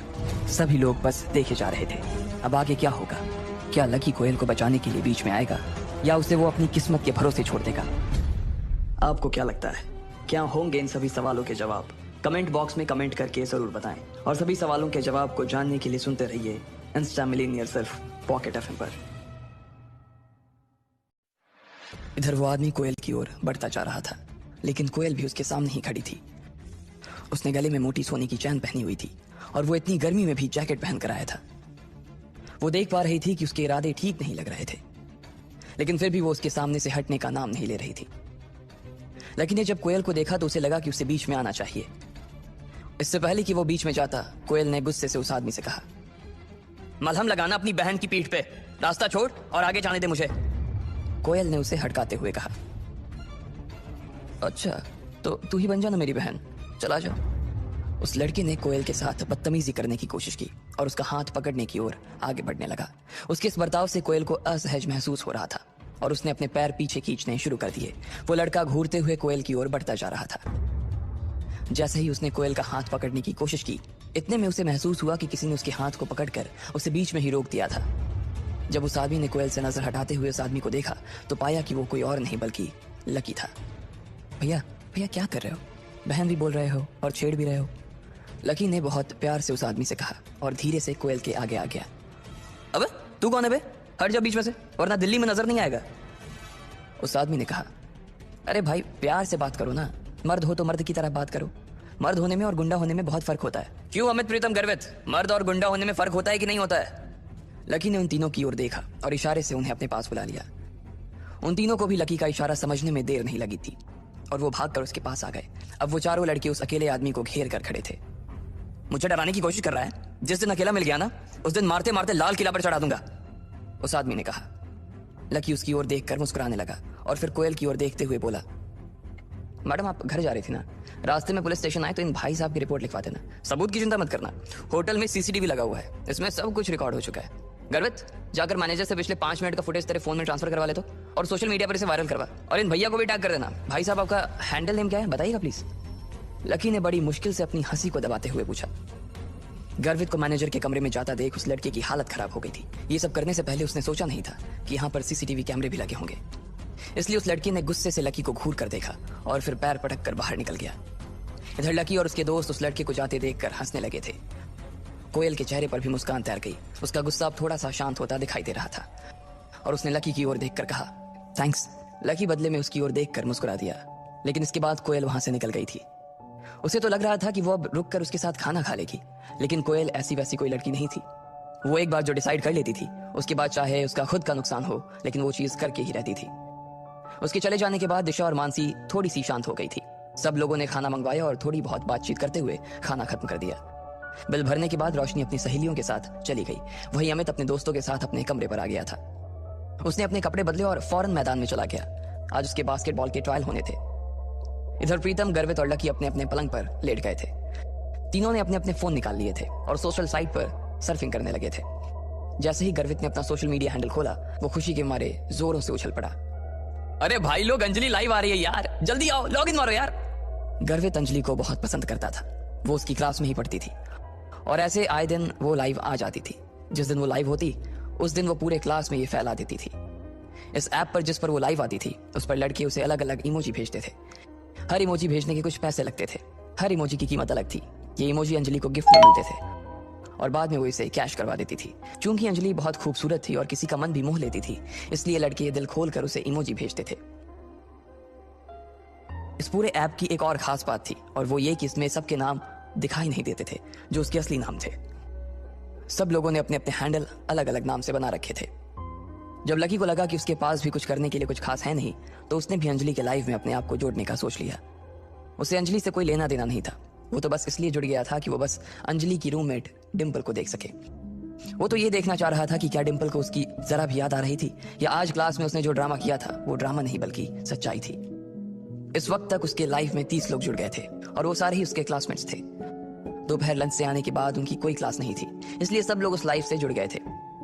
अंजलि ने अपने हाथों में एक गुलाबी रंग का तकिया दबा रखा था और पीले रंग के हेडफोन लगाए हुए थे। वो कैमरा के सामने देखकर मुस्कुराई जा रही थी। गाइस, मुझे आए हुए अभी तक 20 मिनट हो चुके हैं, लेकिन आप लोगों की तरफ से ना मुझे एक भी प्रेजेंट नहीं मिला है। लगता है आज ना किसी को आइसक्रीम नहीं खानी है और ना ही किसी को मेरे साथ डेट पर जाना है। अब इससे पहले कि मैं लाइव खत्म कर दूं, जल्दी से कोई इमोजी भेजो। अंजलि ने पाउट बनाकर कैमरे की तरफ एक किस उछाल दिया। उसे देखते ही लोगों के दिलों की धड़कनें थम गई थी। अंजलि पूरे क्लास में बहुत पॉपुलर थी। ऐसा कोई लड़का नहीं था जो उसे पसंद ना करता हो। कुछ लोग तो दिल ही दिल में अंजलि को अपना दिल ही दे चुके थे। जैसे ही उसने प्रेजेंट की बात की तो किसी ने उसकी तरफ गोल्ड रिंग भेज दी, तो किसी ने उसके पास नेकलेस भेज दिया। नेकलेस के लिए thanks morning star, gold ring के लिए थैंक्स राइजिंग हीरो। अंजलि के पास जैसे जैसे गिफ्ट आते जा रहे थे वैसे वैसे वो लोगों को थैंक्स देती जा रही थी। ज्यादातर लड़के उसे 50 या 100 रुपए से ज्यादा का गिफ्ट नहीं दिया करते थे। जैसे ही अंजलि ने कुछ लोगों को थैंक यू बोला, तभी किसी ने नीचे में एक कमेंट लिखा, अंजलि तुम बहुत सुंदर हो, दिल्ली की गर्मी से भी ज्यादा हॉट हो यार। और इतने में उसे एक और इमोजी मिल गया। अब गर्वित से रहा नहीं जा रहा था। उसने भी जोश जोश में एक 50 का नेकलेस अंजलि के कमेंट सेक्शन में डाला और नीचे अपने हैंडल फ्लाइंग फिश से मैसेज डाला, अंजलि मैं गर्वित, मैं बहुत दिनों से ना तुम्हारे लाइव आने का इंतजार कर रहा था। हेलो गर्वित, थैंक यू, मैं जानती हूँ तुम्हें। अंजलि ने उधर से जवाब दिया। उसका जवाब पढ़ते ही गर्वित की आंखों में चमक आ गई और उसने अपने दोस्तों की ओर देखकर कहा, अरे भाई लोग, तुमने देखा, अंजलि ने मेरे मैसेज का जवाब दिया यार। इससे पहले कि वो अपने मैसेज की पूरी तरह से खुशी मना पाता, उसने देखा कि एक लंबा सा मैसेज नीचे उसका इंतजार कर रहा था। अबे गर्वित साले फटीचर, तू कब से अंजलि को प्रेजेंट देने लगा? कहीं से चुरा कर पैसे लाया है क्या? ये मैसेज पढ़ते ही गर्वित की खुशी को मानो नजर से लग गई थी। लकी ने देखा कि तुरंत उसकी बाहें तन गई थी। उसे मालूम था कि पूरी क्लास यहीं थी और उसे आगे इस चीज के लिए पूरी क्लास में चिढ़ाया जाने वाला था। गर्वित अगर शांत रह जाता तो उसके लिए बड़ी मुसीबत खड़ी हो जाती, इसलिए उसने भी गुस्से में पलटकर जवाब देते हुए कहा, हाँ अगर मैं गिफ्ट दे रहा हूं तो तेरी क्यों चल रही है? तेरी बातों में से ना मुझे गटर जैसी बदबू आ रही है। ये पढ़कर सामने वाले इंसान को और ज्यादा गुस्सा आ गया। उसने लिखा, अबे ओए बेवकूफ, पैसे जेब में एक है नहीं और अंजलि को प्रेजेंट दे रहा है। साले बाप ने पैसे फीस भरने के लिए दिए और तुम उससे यहाँ अय्याशी कर रहे हो। और अपने बाप से ना जरा तमीज से बात करो, वरना लैब का मेंढक बनाकर तुझे यहीं चीर दूंगा। इस तरह की बातें पढ़कर अंजलि भी शॉक थी। उसे लग रहा था कि उसने चैट रूम का माहौल ही खराब कर दिया। इसलिए उसने कहा, अगर तुम दोनों अभी की अभी चुप नहीं हुए ना तो मैं तुम दोनों को बैन कर दूंगी। सॉरी अंजलि, लेकिन शुरुआत पहले इसने की थी। गर्वित ने लिखा, अबे खत्म भी मैं ही करूंगा। अंजलि, मेरी तरफ से तुम्हारे लिए ये प्रेजेंट। उसने कहा और अंजलि की तरफ एक कार का इमोजी भेज दिया। इस इमोजी की कीमत 1000 रुपए थी। अंजलि इतना तो पूरे लाइफ से भी नहीं कमा पाती थी जितना उसने एक प्रेजेंट में कमा लिया था। अंजलि ने तुरंत अपने सुर बदले और उसे थैंक यू बोलने लगी, लेकिन उस लड़के का गुस्सा अभी भी थमा नहीं था। उसने उसे $5 की 5 इमोजी और भेज दिए।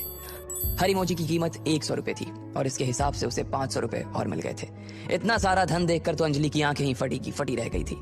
आकाश, इतने सारे गिफ्ट देने के लिए ना मैं तुम्हें ढेर सारा थैंक यू बोलती हूँ। मैं सच में बहुत खुश हूँ, अंजलि ने कहा और आकाश की तरफ एक किस उछाल दिया। ये देखकर तो गर्वित ऊपर से नीचे तक सुलग गया था। उसे बहुत गुस्सा आ रहा था। उसके पास इतने पैसे नहीं थे, लेकिन वो उसे सबक जरूर सिखाना चाहता था।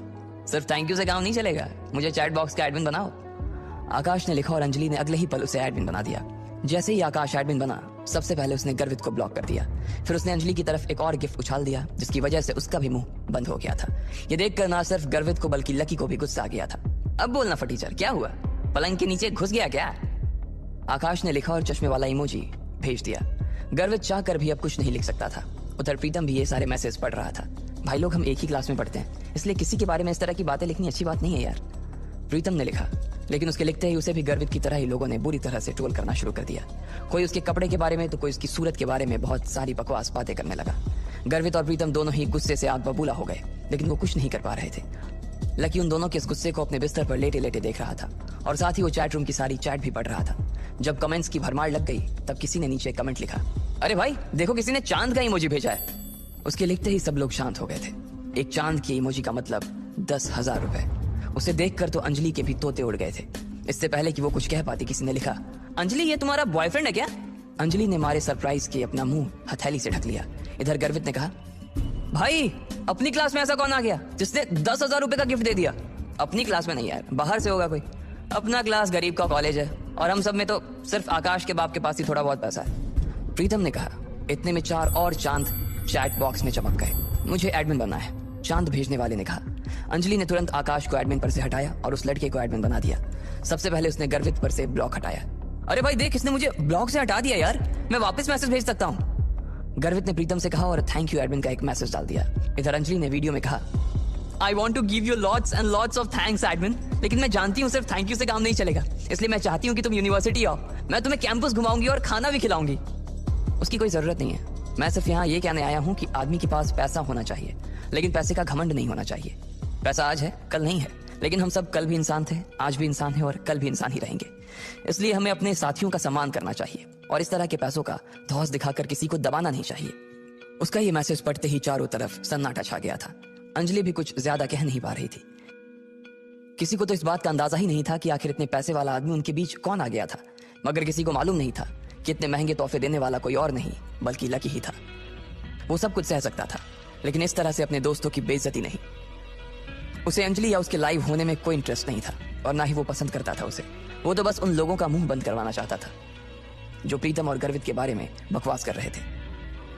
लकी देख रहा था कि बंजर जमीन जैसे उसके दोस्तों के चेहरे पर खुशी के फूल खिलाए थे, लेकिन क्या प्रीतम और गर्वित इसका पता लगा पाएंगे या लकी उनकी नजरों से बचकर निकल जाएगा? आपको क्या लगता है, क्या होंगे इन सभी सवालों के जवाब? कमेंट बॉक्स में कमेंट करके जरूर बताएं और सभी सवालों के जवाब को जानने के लिए सुनते रहिए इंस्टा मिलीनियर सिर्फ पॉकेट एफएम पर। अंजलि और बाकी के लोग भी उसके इस तोहफे को देखकर चौंक गए थे और फिर उसके बाद उसने जो कहा वो सुनकर तो और भी चौंक गए थे। जैसे ही उस आदमी ने अपना कमेंट खत्म किया, इधर से गर्वित और प्रीतम के मुंह से एक साथ निकला, अरे वाह क्या बात कही, जियो मुरारी। इधर कमेंट सेक्शन में भी जो लोग अभी तक गर्वित और प्रीतम की टांग खींचने में लगे हुए थे, उन्होंने भी उस आदमी की तारीफ करना शुरू कर दिया था। हाँ यार, एक आदमी को कैसा होना चाहिए, हमारे नए एडमिन जैसा होना चाहिए। भाई ये आदमी पैसे नहीं अनुभवों से बात करता है, क्या बात है। आपको ढेर सारे लाइक्स है, आप उन पैसे वाले बापों की बिगड़ी हुई औलादों से 1 लाख गुना अच्छे हो। वैसे आप बता सकते हो कि आप काम क्या करते हो? जब एडमिन की तारीफ में ये सब कमेंट आने लगे तो आकाश अपने आप ही शांत हो गया था और थोड़ी देर में उसने चैट रूम भी छोड़ दिया। जैसे ही उसके गायब होने का नोटिफिकेशन चैट रूम में आया तो गर्वित समेत सारे लोग उसके ऊपर हंसने लगे। अंजलि, ये चैट रूम का एडमिन कौन है? तभी अंजलि के पीछे से एक आवाज आई। अगले ही पल एक लड़की अंजलि के बगल में आकर लेट गई और कैमरे की तरफ देखकर हाथ हिलाने लगी। उस लड़की के बाल लंबे, चेहरा हल्का सा लंबा और नाक तीखी सी थी। उसने भी थोड़ा मेकअप किया हुआ था, जो बिना कुछ सोचे ही अंजलि के लाइफ में घुस आई थी। हेलो गाइस, ये मेरी फ्रेंड और मेरी रूम पार्टनर डिंपल है। मुझे तो लगता है कि ये मुझसे भी ज्यादा सुंदर है। अब आप ना मुझसे थोड़ा सा ध्यान हटाकर इसके ऊपर थोड़ा सा ध्यान दीजिए। वैसे मैंने इसकी लाइव का लिंक कमेंट सेक्शन में डाल दिया है, आप जा सकते हैं वहां। अंजलि ने डिंपल का इंट्रोडक्शन करवाते हुए कहा। डिंपल भी अंजलि का लाइव देख रही थी। जब उसने देखा कि उसके कमेंट सेक्शन में 5 चांद पड़े हुए थे तो उसका दिमाग ही खराब हो गया। वो अपने मन में इन चारों के पैसे जोड़ रही थी और अचानक उसके मुंह से निकला 50,000। उन चांदों को देखकर डिंपल का भी मन कर रहा था कि वो उस अमीर आदमी से मिले और बात करे जिसने अंजलि को इतना बड़ा तोहफा दिया था, लेकिन उससे पहले वो इस आदमी के बारे में जानना चाहती थी। उसने अंजलि के सामने देखा और पूछा, अंजलि तुमने मेरे सवालों का जवाब नहीं दिया यार, मैं पूछ रही हूं ये आदमी कौन है? ना सिर्फ डिंपल बल्कि सभी लोग ये बात जानने के लिए बेताब थे कि आखिर वो आदमी था कौन जिसने एक ही झटके में अंजलि के ऊपर 50,000 रुपए कुर्बान कर दिए थे। अंजलि ने डिंपल की ओर देखा और कहा, यार पता तो मुझे भी नहीं है ये कौन है, नाम तो मुझे भी नहीं मालूम है और देखने से भी ऐसा ही लग रहा है कि ये सर मेरे लाइफ पर आज पहली दफा आए हैं। सर आप अभी भी यहीं पे हैं ना या गए?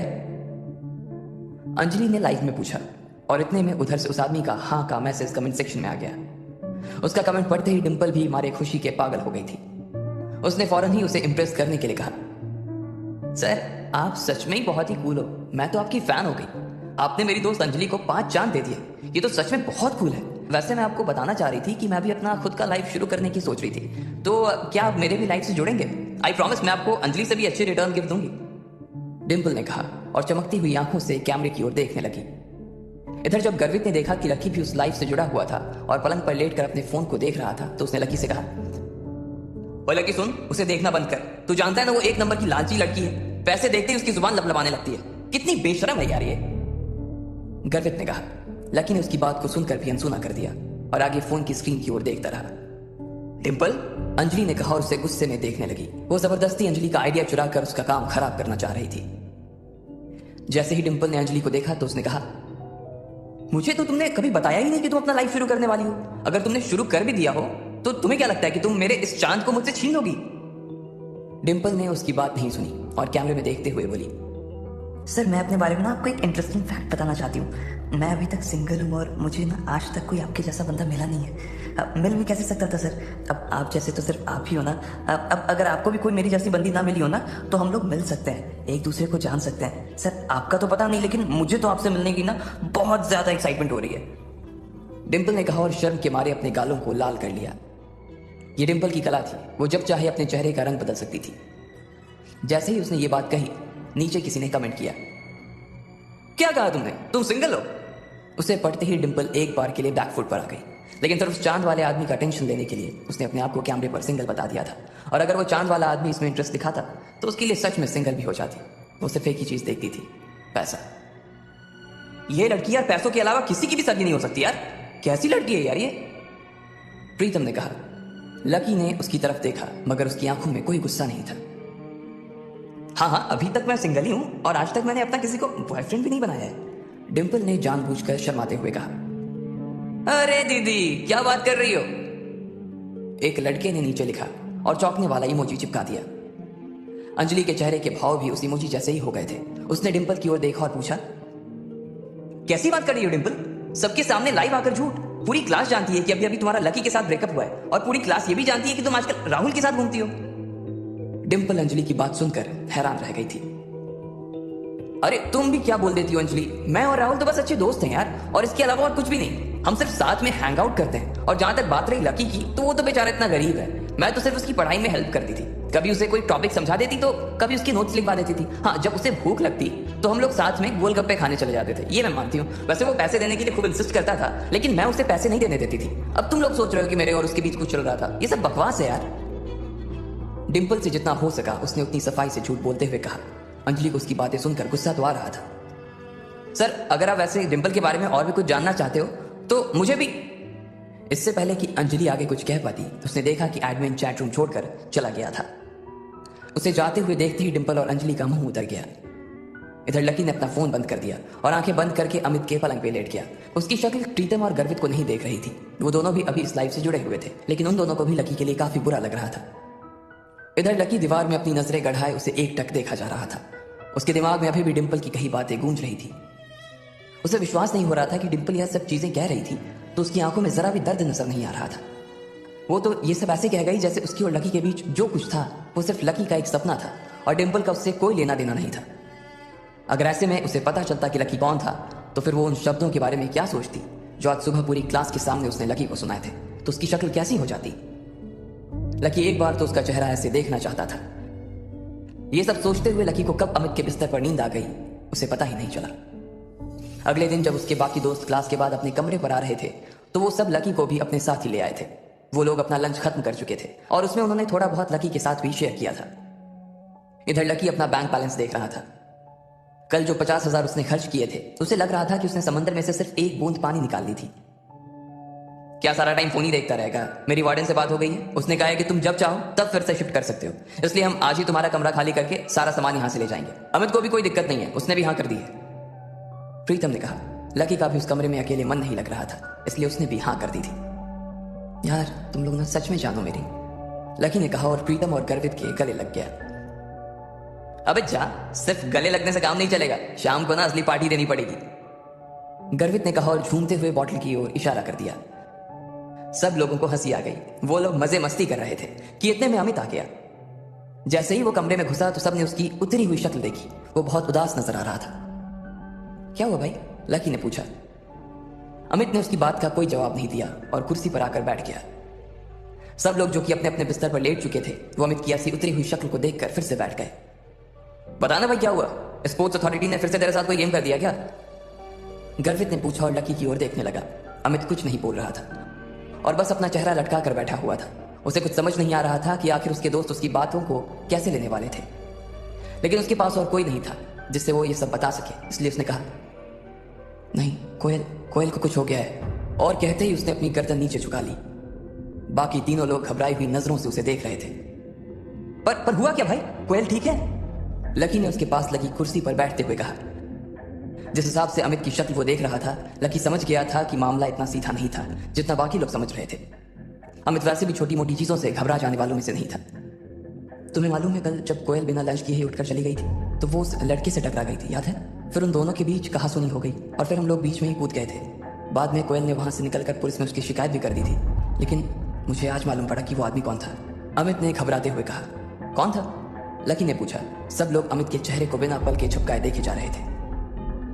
वो मोहित रायजादा था। उसके पिता लायन ग्रुप ऑफ कंपनीज के मालिक हैं और वो लायन ग्रुप का आने वाला सीईओ है। Lion group? प्रीतम के मुंह से निकला। उसने अभी जो सुना था उस पर विश्वास ही नहीं कर पा रहा था वो, इसलिए चौंक कर उसने अपनी कानों को 2-3 बार खुजाया। भाई लायन ग्रुप तो दिल्ली की 10 सबसे बड़ी फर्मों में आता है ना। अरे यार, कोयल ने कितनी बड़ी मुसीबत ले ली है। जब लकी ने उसे शांत करवा ही दिया था तो फिर उसे पुलिस स्टेशन जाने की क्या जरूरत थी यार? गर्वित ने कहा। अचानक ही कमरे में बैठे सभी लोगों की नींद खुल गई थी और उनके दिमाग की बत्तियां जलनी शुरू हो गई। लकी देख पा रहा था कि गर्वित अभी भी बड़बड़ाए जा रहा था, इसलिए उसने उसे शांत करवाने के लिए कहा, हाँ लेकिन कोयल भी तो किसी बड़े परिवार की बेटी है ना भाई। उसके पिता का अकाउंट अगर न्यू सिटी बैंक में है तो वो भी तो पावरफुल होगी ना, लकी ने कहा। भाई उसके पापा की कोयल ग्रुप ऑफ कंपनीज नाम से फर्म तो है, वो भी बहुत बड़ी है, लेकिन लायन ग्रुप के आगे वो कुछ भी नहीं है यार। और मैंने तो ये भी सुना है कि लायन ग्रुप और कोयल ग्रुप के बीच कुछ प्रोजेक्ट्स पर पार्टनरशिप चल रही थी। लायन ग्रुप ने कोयल ग्रुप को कुछ काम दिलवाया हुआ था, लेकिन अब इस झगड़े के बाद वहां से कोयल के पिता के पास एक लेटर आया है और अब वो कह रहे हैं कि उनकी सारी पार्टनरशिप वो खत्म कर रहे हैं और ये भी कहा है कि आगे से वो कोई काम नहीं करेंगे। ये सुनते ही ना भाई कोयल के पापा सख्ते में आ गए। बस यही समझ कि उन्हें हार्ट अटैक नहीं आया है, वरना हमारे बीच नहीं होते वो आज, अमित ने कहा। लकी उसकी बात को सुनकर सोच में पड़ गया। आखिर इस सब में वो क्या कर सकता था? फिलहाल तो उसे कुछ समझ नहीं आ रहा था, लेकिन अभी उसके लिए कुछ ना कुछ करना जरूरी था। मारे गए भाई, मारे गए। गर्वित अभी भी अपने आप बड़बड़ा रहा था। उसके बोलने के बीच ही अमित का फोन बजने लगा। सब लोग उसके फोन की घंटी की आवाज सुनते ही शांत हो गए थे। आखिर किसका था वो फोन? कोयल की वजह से इन तीनों के ऊपर क्या संकट आने वाला था? और क्या लकी कोयल और अपने दोस्तों को इस मुसीबत से बाहर निकाल पाएगा? आपको क्या लगता है, क्या होंगे इन सभी सवालों के जवाब? कमेंट बॉक्स में कमेंट करके जरूर बताएं और सभी सवालों के जवाब को जानने के लिए सुनते रहिए इंस्टा मिलेनियर सिर्फ पॉकेट एफएम पर। इससे पहले कि लकी कुछ सोच पाता, अमित का फोन बजने लगा था। सभी लोग पहले से ही बहुत परेशान थे और इस फोन के आ जाने के बाद उनके दिल की धड़कन और भी तेज हो गई थी। अमित ने डरते हुए अपनी जेब से फोन निकाला और स्क्रीन पर देखने लगा। वो फोन रोशनी का था। वो समझ गया कि जरूर कोई बात थी। उसने अपने दोस्तों को देखा और फिर रोशनी का फोन उठा लिया। हाँ बेबी, ठीक है, मैं अभी आ रहा हूँ। अमित ने कहा और फोन रख दिया। क्या हो गया भाई? लकी ने पूछा। यार कोयल को उसके पिता का भी थोड़ी देर पहले फोन आया था। वो कह रहे थे कि भले ही गलती मोहित ने की थी, लेकिन फिर भी कोयल को उसके सामने झुकना पड़ेगा। सामने वाले ने लकी ये शर्त रखी है कि वो इस मामले को तभी रफा दफा करेंगे जब कोयल एक रात के लिए मोहित के साथ। छी यार। अमित को आगे की बात कहने में भी शर्म महसूस हो रही थी। लकी ने सोचा भी नहीं था कि मोहित इस हद तक नीचे गिर जाएगा। लकी ने अपना सिर पकड़ रखा था। आगे अमित ने कहा, मैं पहले से ही मोहित के बाप क्रांति रायजादा को जानता हूँ। जो भी उससे उलझने की कोशिश करता है ना, वो उससे इतनी आसानी से नहीं छोड़ता है। उसके ऊपर ना जाने कितने सारे मर्डर के चार्जेस लगे हुए हैं, पर फिर भी वो आराम से बाहर घूम रहा है। सोचो, अगर मुझे पता होता ना कि वो क्रांति रायजादा का बेटा है मोहित, तो हम पूरे मामले को अलग तरह से डील कर सकते थे। अच्छा, कोयल अगर मना कर दे तो? लकी ने पूछा। वो मना नहीं कर सकती है भाई। अगर उसने मना कर दिया ना तो उसके पापा की कंपनी रातों रात बिक जाएगी और उसका पूरा परिवार सड़क पर आ जाएगा भाई। सोच, अमित ने कहा। पर ये तो कोई बात नहीं हुई। सिर्फ इसलिए कि कोयल एक लड़की है, उसे इतना कुछ फेस करना पड़ेगा। उसके पापा ने बोलने से पहले एक बार भी सोचा नहीं? कोई बाप अपनी बेटी के साथ ऐसा कैसे कर सकता है यार? लकी ने कहा। अरे यार, ये बड़े लोग होते ही ऐसे हैं। इन्हें अपनी फैमिली से ज्यादा ना अपना बिजनेस प्यारा होता है। और वो दोनों बाप बेटे एक नंबर के बदमाश हैं। कल देखा नहीं था कि वो कैसे घूर कर देख रहा था? कोई उनका कुछ नहीं बिगाड़ सकता है यार।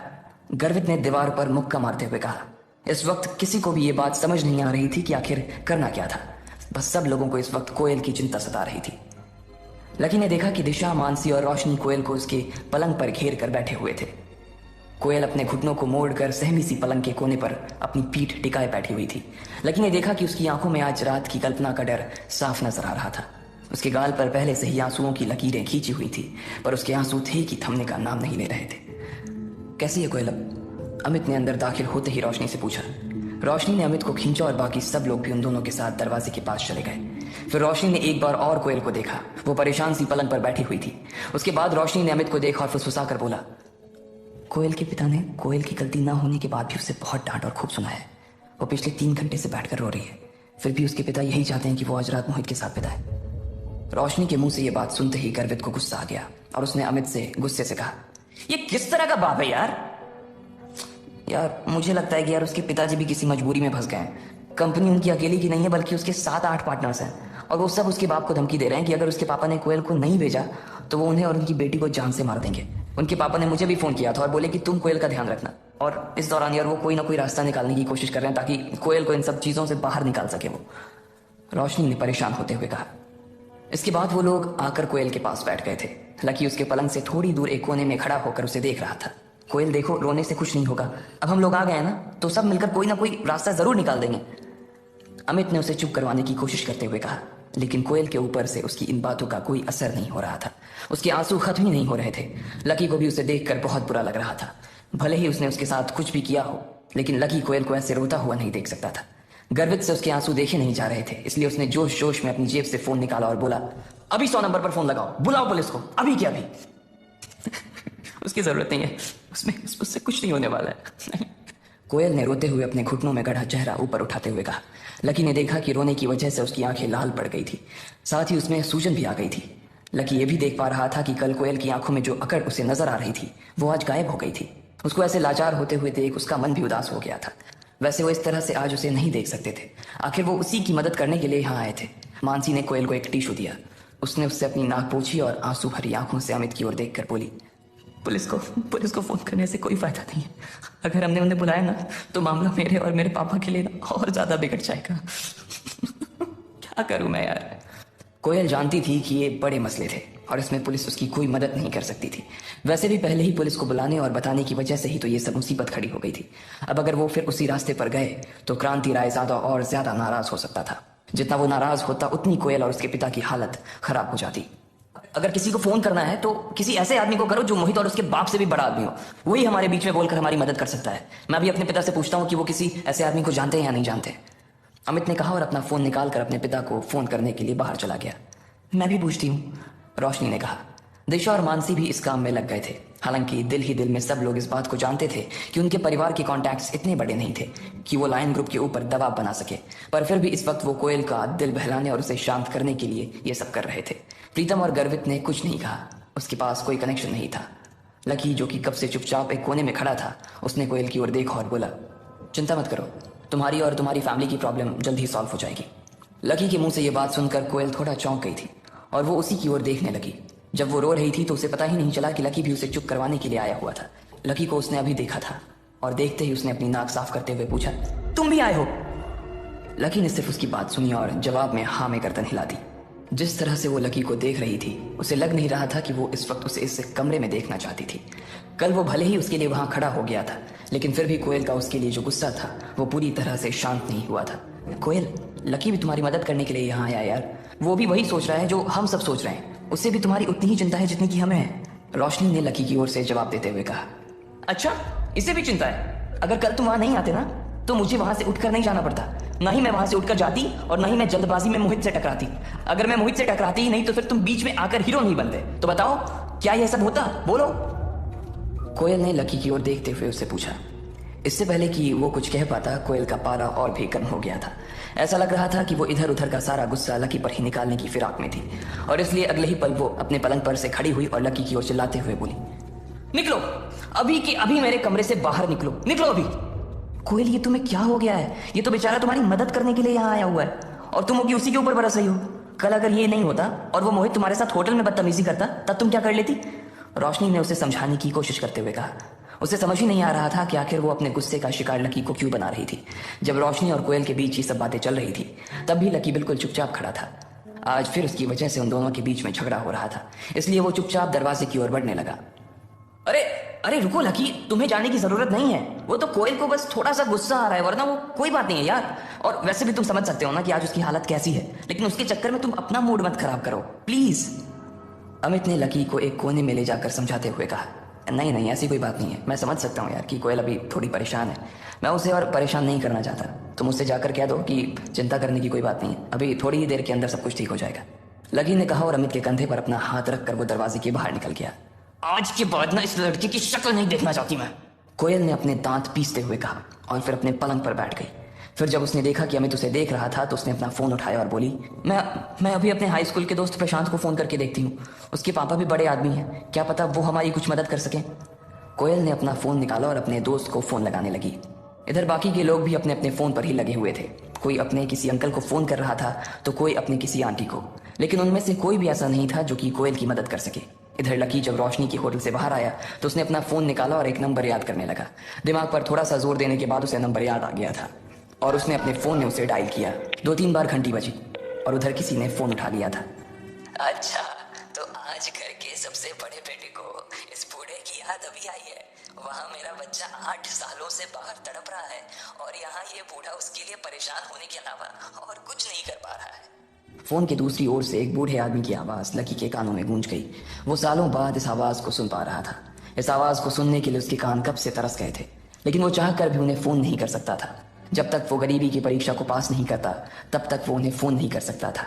आज इतने साल बाद उनकी आवाज सुनी तो लकी की आंखों में आंसू आ गए। उसका दिल भर आया था। सालों से उसे अपने इस अकेलेपन की ऐसी आदत हो गई थी कि वो भूल गया था कि उसका कोई परिवार भी था। उसकी आंखों में आंसू थे लेकिन वो मुस्कुरा भी रहा था। काशीनाथ जी, आप कुछ ज्यादा ही गंभीर होकर बात नहीं कर रहे हो? आपको आइडिया नहीं है कि आपकी आवाज इतने सालों बाद भी सुनकर ना मुझे कितनी खुशी हो रही है। वैसे मैं आपसे कुछ काम की बात करना चाहता हूँ, इसलिए आपको फोन किया है। लकी ने कहा। हाँ बताओ, ये बूढ़ा तुम्हारी क्या मदद कर सकता है? काशीनाथ जी ने पूछा। अब क्योंकि मैंने वो परीक्षा पास कर ली है तो इसका मतलब मैं परिवार के सारे अधिकारों का इस्तेमाल कर सकता हूँ ना? लकी ने पूछा। हाँ भाई, आप परीक्षा तो परसों ही पार कर गए थे और परिवार ने आपके ऊपर से सारी बंदिशें भी उसी दिन हटा दी थी। काशीनाथ जी ने कहा। ठीक है, तो मैं क्रांति रायजादा जो कि लायन ग्रुप ऑफ कंपनीज के मालिक हैं, उनसे साफ शब्दों में कुछ कहलवाना चाहता हूँ। Lion group? ये लायन ग्रुप किसका है? काशीनाथ जी ने अपने दिमाग पर थोड़ा सा जोर देते हुए याद करने की कोशिश की, लेकिन उन्हें कुछ याद नहीं आ रहा था। दिल्ली का ही एक छोटा सा ग्रुप है। लकी ने कहा। वो जानता था अग्रवाल एंड अग्रवाल नाम का उनका ग्रुप पूरे देश में फैला हुआ था और उनके ग्रुप के आगे ये लायन ग्रुप कुछ भी नहीं था। ओ अच्छा, दिल्ली की कंपनी है। हाँ तो हो जाएगा। मैं अभी रुस्तम टांगी को फोन कर देता हूँ, नॉर्थ का सारा काम वही तो देखता है। वैसे आप उस क्रांति रायजादा से कहलवाना क्या चाहते हो? काशीनाथ जी ने पूछा। उनसे यह कहना है कि कोयल ग्रुप के अगेंस्ट वो जो भी एक्शन लेने का सोच रहे हैं उसे वो अभी के अभी रद्द कर दें। लकी ने कहा। ठीक है, समझ गया, आप चिंता मत कीजिए, अभी आधे घंटे में आपका काम हो जाएगा। काशीनाथ जी ने कहा। लकी ने फोन रख दिया था। उधर कोयल ने अपना फोन काट दिया था। उसने अपने जिस दोस्त को फोन किया था उसके पिता दिल्ली के किसी बड़े से आदमी से मिलकर उसका काम करवाने वाले थे। अब देखना यह था कि आखिर कौन मोहित को कोयल से दूर करवाने वाला था। क्या ये श्रेय उसका दोस्त प्रशांत को जाता या फिर लकी इस खेल में बाजी मारता? क्या कोयल को कभी पता चलता कि लकी आखिर कौन था? आपको क्या लगता है, क्या होंगे इन सभी सवालों के जवाब? कमेंट बॉक्स में कमेंट करके जरूर बताएं और सभी सवालों के जवाब को जानने के लिए सुनते रहिए इंस्टा मिलीनियर सिर्फ पॉकेट एफएम पर। काशीनाथ जी ने रुस्तम डांगी को फोन लगा दिया था और इधर कोयल के दोस्त प्रशांत के पिताजी ने भी उसकी मदद करने की ठान ली थी। प्रशांत के पिता जयेश ने कोयल की मदद करने के लिए इसलिए हाँ कर दी थी क्योंकि Delhi trade and merchant union के अध्यक्ष चेतन मित्तल उनके स्कूल के खास दोस्त थे। अगर चेतन मित्तल ने इस मामले में क्रांति रायजादा को फोन भी कर दिया तो कोयल की सारी मुश्किल एक बार में ही हल हो जाती। इस वक्त चेतन मित्तल अपनी कंपनी में किसी विदेशी क्लाइंट के साथ एक डील साइन करने में जुटे हुए थे। इस क्लाइंट से न सिर्फ चेतन मित्तल की कंपनी को बल्कि दिल्ली के हर छोटे बड़े व्यापारी को ढेर सारा फायदा होने वाला था। पूरा सौदा लगभग 1500 करोड़ रुपए का था। जब ये मीटिंग चल रही थी तभी चेतन मित्तल के कॉन्फ्रेंस रूम का दरवाजा खुला और उनका सेक्रेटरी हॉल के अंदर आ गया। इस तरह से अपने सेक्रेटरी को बीच में घुसते देखकर चेतन मित्तल को बहुत गुस्सा आ रहा था। उसके आने की वजह से बाकी लोग भी परेशान हो रहे थे। उनकी नजर में ये बहुत बुरा व्यवहार था। सेक्रेटरी भी इस बात को अच्छी तरह से जानता था, मगर फिर भी उसके पास अंदर आने के अलावा कोई चारा नहीं था। सर, एक बात करनी थी आपसे, सेक्रेटरी ने धीरे से चेतन मित्तल के पास आते हुए कहा। उसने भी हाँ में गर्दन हिला दी। इसके बाद सेक्रेटरी उसके करीब आया और उसके कानों में कुछ कहने लगा। जैसे ही चेतन मित्तल ने अपने सेक्रेटरी की बात सुनी उसके चेहरे का रंग बदल गया और वो अपनी कुर्सी से खड़ा होकर बोला, मुझे माफ करना साथियों, लेकिन मुझे अभी किसी बहुत ही जरूरी काम के लिए यहाँ से निकलना पड़ेगा। हम इस डील के बारे में बाद में बात करेंगे। मैं जानता हूँ कि इस तरह की मीटिंग को बीच में छोड़कर जाना ठीक नहीं है, लेकिन आप लोग मुझे आज माफ कर देना प्लीज। इतना कहकर चेतन अपनी कुर्सी पर से उठा और दरवाजे से बाहर निकलने लगा। तब तक दूसरे पक्ष के अनुवादक ने उन अंग्रेजों को चेतन की बात समझा दी, जिस पर उन्होंने जवाब में कहा, चेतन जी, अगर आप इस तरह से डील के नेगोशिएशन में बीच में उठकर चले जाएंगे तो फिर आगे इस बारे में आपसे कोई बात नहीं करना चाहेगा।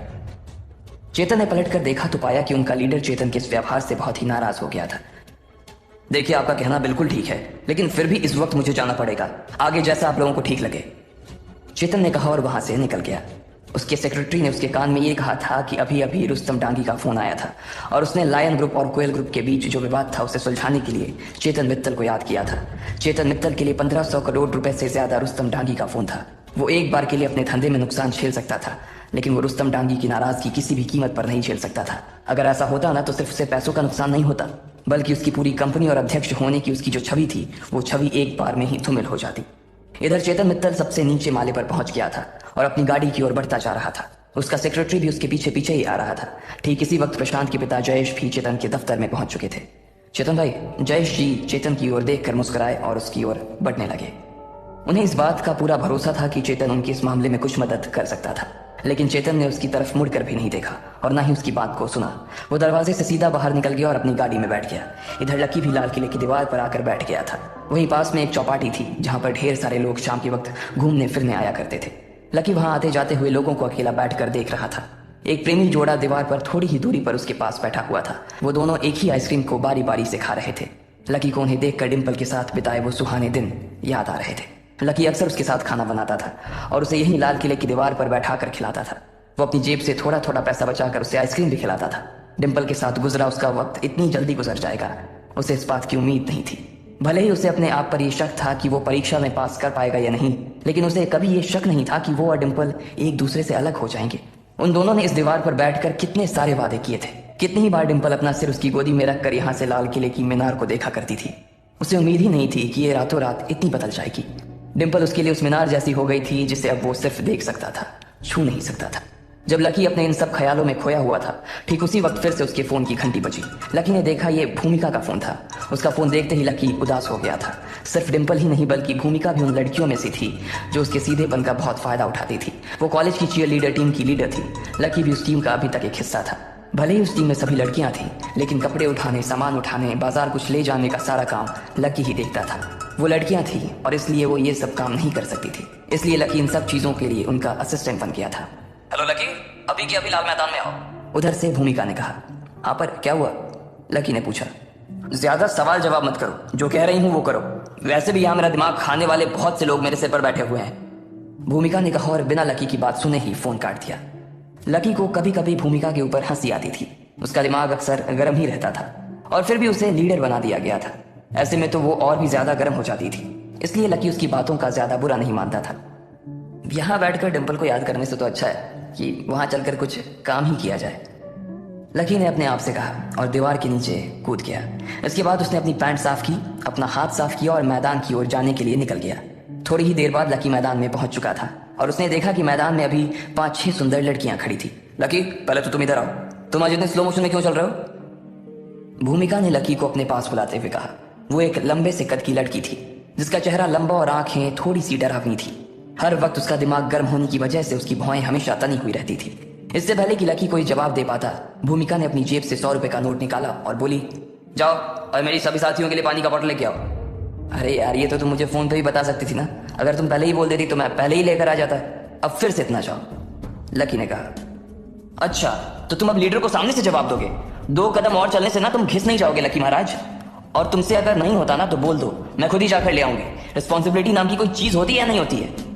भूमिका ने उसके सामने मुंह बनाते हुए कहा।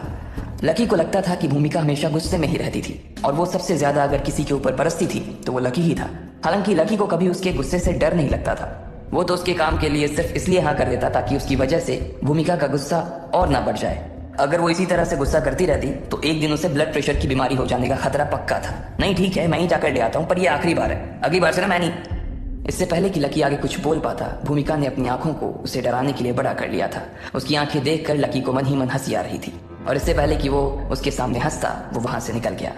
थोड़ी देर बाद लकी वापस आ गया और उसने 5 बॉटल लाकर टेबल पर रख दी। सभी लड़कियां टेबल के पास आ गई और पानी पीने लगी। इसके बाद भूमिका और बाकी सभी लड़कियां बास्केटबॉल के कोर्ट पर प्रैक्टिस करने के लिए चली गई थी। लकी वहीं स्टैंड्स में बैठकर उन्हें देख रहा था। जब तक वो प्रैक्टिस करने वाली थी तब तक लकी को वहीं बैठना था। अगर बीच में उन्हें किसी चीज की जरूरत लगती तो लकी उन्हें वो सभी चीजें लाकर देने वाला था। जब लकी बैठकर उनकी प्रैक्टिस देख रहा था तभी उसे अपने पास से एक आवाज आई, तुम भी वहां जाकर उनके साथ क्यों नहीं खेलते? लकी ने घूम कर देखा तो उसके होश उड़ गए। उसके पास एक लड़की आकर बैठ गई थी। उसके बाल बहुत खूबसूरत थे और उसका चेहरा गोल था उसकी आंखें भूरी रंग की थी। हेलो, लकी ने उसकी ओर देखा और मुस्कुराते हुए कहा। इससे पहले कि लकी इसके आगे कुछ कह पाता, उसने देखा कि लड़की के बगल में एक और लड़का आकर बैठ गया था, जिसने बास्केटबॉल खेलने के लिए पहने जाने वाले कपड़े पहन रखे थे। उसने पहले लकी को देखा और फिर उस लड़की की ओर देखते हुए बोला, हेलो, मेरा नाम विक्रांत है। मैं बास्केटबॉल टीम से हूँ। मेरी फैमिली बिजनेस में है और अभी हम लोगों ने एक छोटी सी कंपनी खोली है जिसका एनुअल टर्नओवर 200 करोड़ रुपए का है। विक्रांत ने कहा और मुस्कुराते हुए उस लड़की की तरफ अपना हाथ बढ़ा दिया। लकी को इस बात पर हंसी आ गई थी कि विक्रांत ने आते ही अपने इंट्रोडक्शन में अपनी कंपनी का टर्नओवर बता दिया था। वो उस लड़की को भी उस तरह से देख रहा था जिस तरह से वो बाकी लड़कियों को देखता था। वो जितना ज्यादा लड़कियों को देखता था, लड़कियां भी उसे उतना ही देखती थी। विक्रांत दिखने में भी काफी हैंडसम था, इसलिए कोई भी लड़की उसे आसानी से भाव दे दिया करती थी। लेकिन इधर मामला अलग था। उस लड़की ने उसे और उसके हाथ को देख तो लिया था, लेकिन उससे मिलाने के लिए उसने अपना हाथ आगे नहीं बढ़ाया। उसने सिर्फ मुस्कुराते हुए उससे कहा, मेरा नाम अदिति है, मैं भूमिका की दोस्त हूँ। जब अदिति ने विक्रांत से अपना हाथ नहीं मिलाया तो विक्रांत थोड़ा सा झिझक गया और उसने अपना हाथ पीछे खींच लिया। फिर अपनी शर्म को छुपाने के लिए उसने अदिति की ओर उत्साह से मुस्कुराते हुए देखा और बोला, ओह अदिति, काफी अच्छा नाम है। भूमिका तो वैसे अभी प्रैक्टिस में बिजी है और उसे तो अभी थोड़ा टाइम भी लगेगा, इसलिए वो अभी तुमसे बात नहीं कर पाएगी। अगर तुम चाहो तो मैं तुम्हें वॉक पर ले जा सकता हूँ। मैं तुम्हें प्लेग्राउंड भी दिखा दूंगा और हम थोड़ी बातें भी कर लेंगे। You know, I just love talking to girls. Vikrant ने अपने बालों में हाथ फेरते हुए कहा, नहीं सॉरी, मैं यहीं ठीक हूँ। अदिति ने एक मुरझाई सी मुस्कान के साथ उसे देखा और कहा। अदिति की इस मुस्कान ने विक्रांत के लिए सारे दरवाजे मानो उसके मुंह पर ही बंद कर दिए थे। वो शर्मिंदा तो बहुत महसूस कर रहा था, पर फिर भी अदिति इतनी सुंदर थी कि वो उसे अपने हाथ से यूं ही जाने नहीं देना चाहता था। वो चाहता था कि अदिति उसके साथ टहलने जाए, लेकिन इससे पहले कि वो अदिति को मना कर पाता, उसकी टीम के किसी साथी ने उसे बुला लिया और बीच में ही उसे जाना पड़ा। जैसे ही विक्रांत उन दोनों के बीच से उठकर निकला, अदिति लकी की तरफ घूमी और उससे पूछा, तुम्हारा नाम क्या है? लकी। लकी ने बहुत ही फीका सा जवाब दिया। असल में जिस तरह से अदिति उसे देख रही थी, लकी उसे देखता ही रह गया था। इतने प्यार से तो शायद कभी डिम्पल ने भी उसे नहीं देखा था। उसकी बड़ी बड़ी आंखों में लकी को अपने लिए थोड़ी सी भी खिन्न नजर नहीं आ रही थी। ना ही उसे ऐसा लग रहा था कि अदिति को उसके पास बैठने में किसी तरह का पछतावा हो रहा था। अदिति की नजरों में लकी के लिए कोई दया या भाव भी नहीं था। लकी देख पा रहा था कि वो जैसा था, अदिति उसे वैसे ही एक्सेप्ट कर रही थी। जब लकी को इन सब चीजों का भान हुआ तो ना चाहते हुए भी उसके चेहरे पर अदिति के लिए एक मुस्कान आ गई। अब इससे पहले कि इन दोनों के बीच कोई बात आगे हो पाती, भूमिका उन दोनों के बीच में आ गई। अदिति, तू यहाँ क्यों बैठी हुई है? भूमिका ने कहा। इससे पहले कि अदिति अपनी ओर से कुछ कह पाती, भूमिका ने लकी को वहां से उठने का इशारा किया और बोला, जाओ सबको पानी पिलाओ। लकी को उसकी बात का बुरा तो लगा, लेकिन क्योंकि अदिति वहां बैठी थी इसलिए उसने पलटकर कोई जवाब नहीं दिया और वहां से चला गया। उधर जब लकी सब लड़कियों को पानी पिला रहा था, तब इधर सब लोग कोयल के कमरे में परेशान से घूम रहे थे। कोयल ने देखा कि सूरज ढलने लगा था और जल्द ही रात होने वाली थी। उसे लग रहा था कि मोहित रायजादा कभी भी उसे लेने के लिए उसके आदमी वहां भेज सकता था। बाकी लोगों को भी यही डर सता रहा था। नहीं, मुझे नहीं जाना, मुझे बचा लो, मुझे नहीं जाना। कोयल ने अचानक ही चीखते हुए कहा। सब लोगों ने उसे देखा और दौड़कर उसके पास आकर बैठ गए। तू चिंता मत कर कोयल, कोई ना कोई रास्ता निकल आएगा, रोशनी ने कहा। हालांकि उसे भी यही लग रहा था कि कोयल के पास जाने के अलावा और कोई रास्ता नहीं था। सब लोग फोन कर करके हिम्मत हार गए थे। किसी के पास अब कोई कांटेक्ट नहीं बचा था कि अचानक कोयल के फोन पर उसके पिताजी का फोन आया। कोयल ने फोन उठाया। उधर से उसके पिताजी ने ना जाने क्या कहा, जिस पर कोयल बोली, व्हाट? इतना कहते ही उसका मुंह खुला का खुला रह गया था। आखिर ऐसा क्या कहा था उसके पिताजी ने? क्या उसका मैटर सॉल्व हो गया था या फिर मोहित के आदमी उसे लेने के लिए आ रहे थे? आपको क्या लगता है, क्या होंगे इन सभी सवालों के जवाब? कमेंट बॉक्स में कमेंट करके जरूर बताएं और सभी सवालों के जवाब को जानने के लिए सुनते रहिए इंस्टा मिलेनियर सिर्फ पॉकेट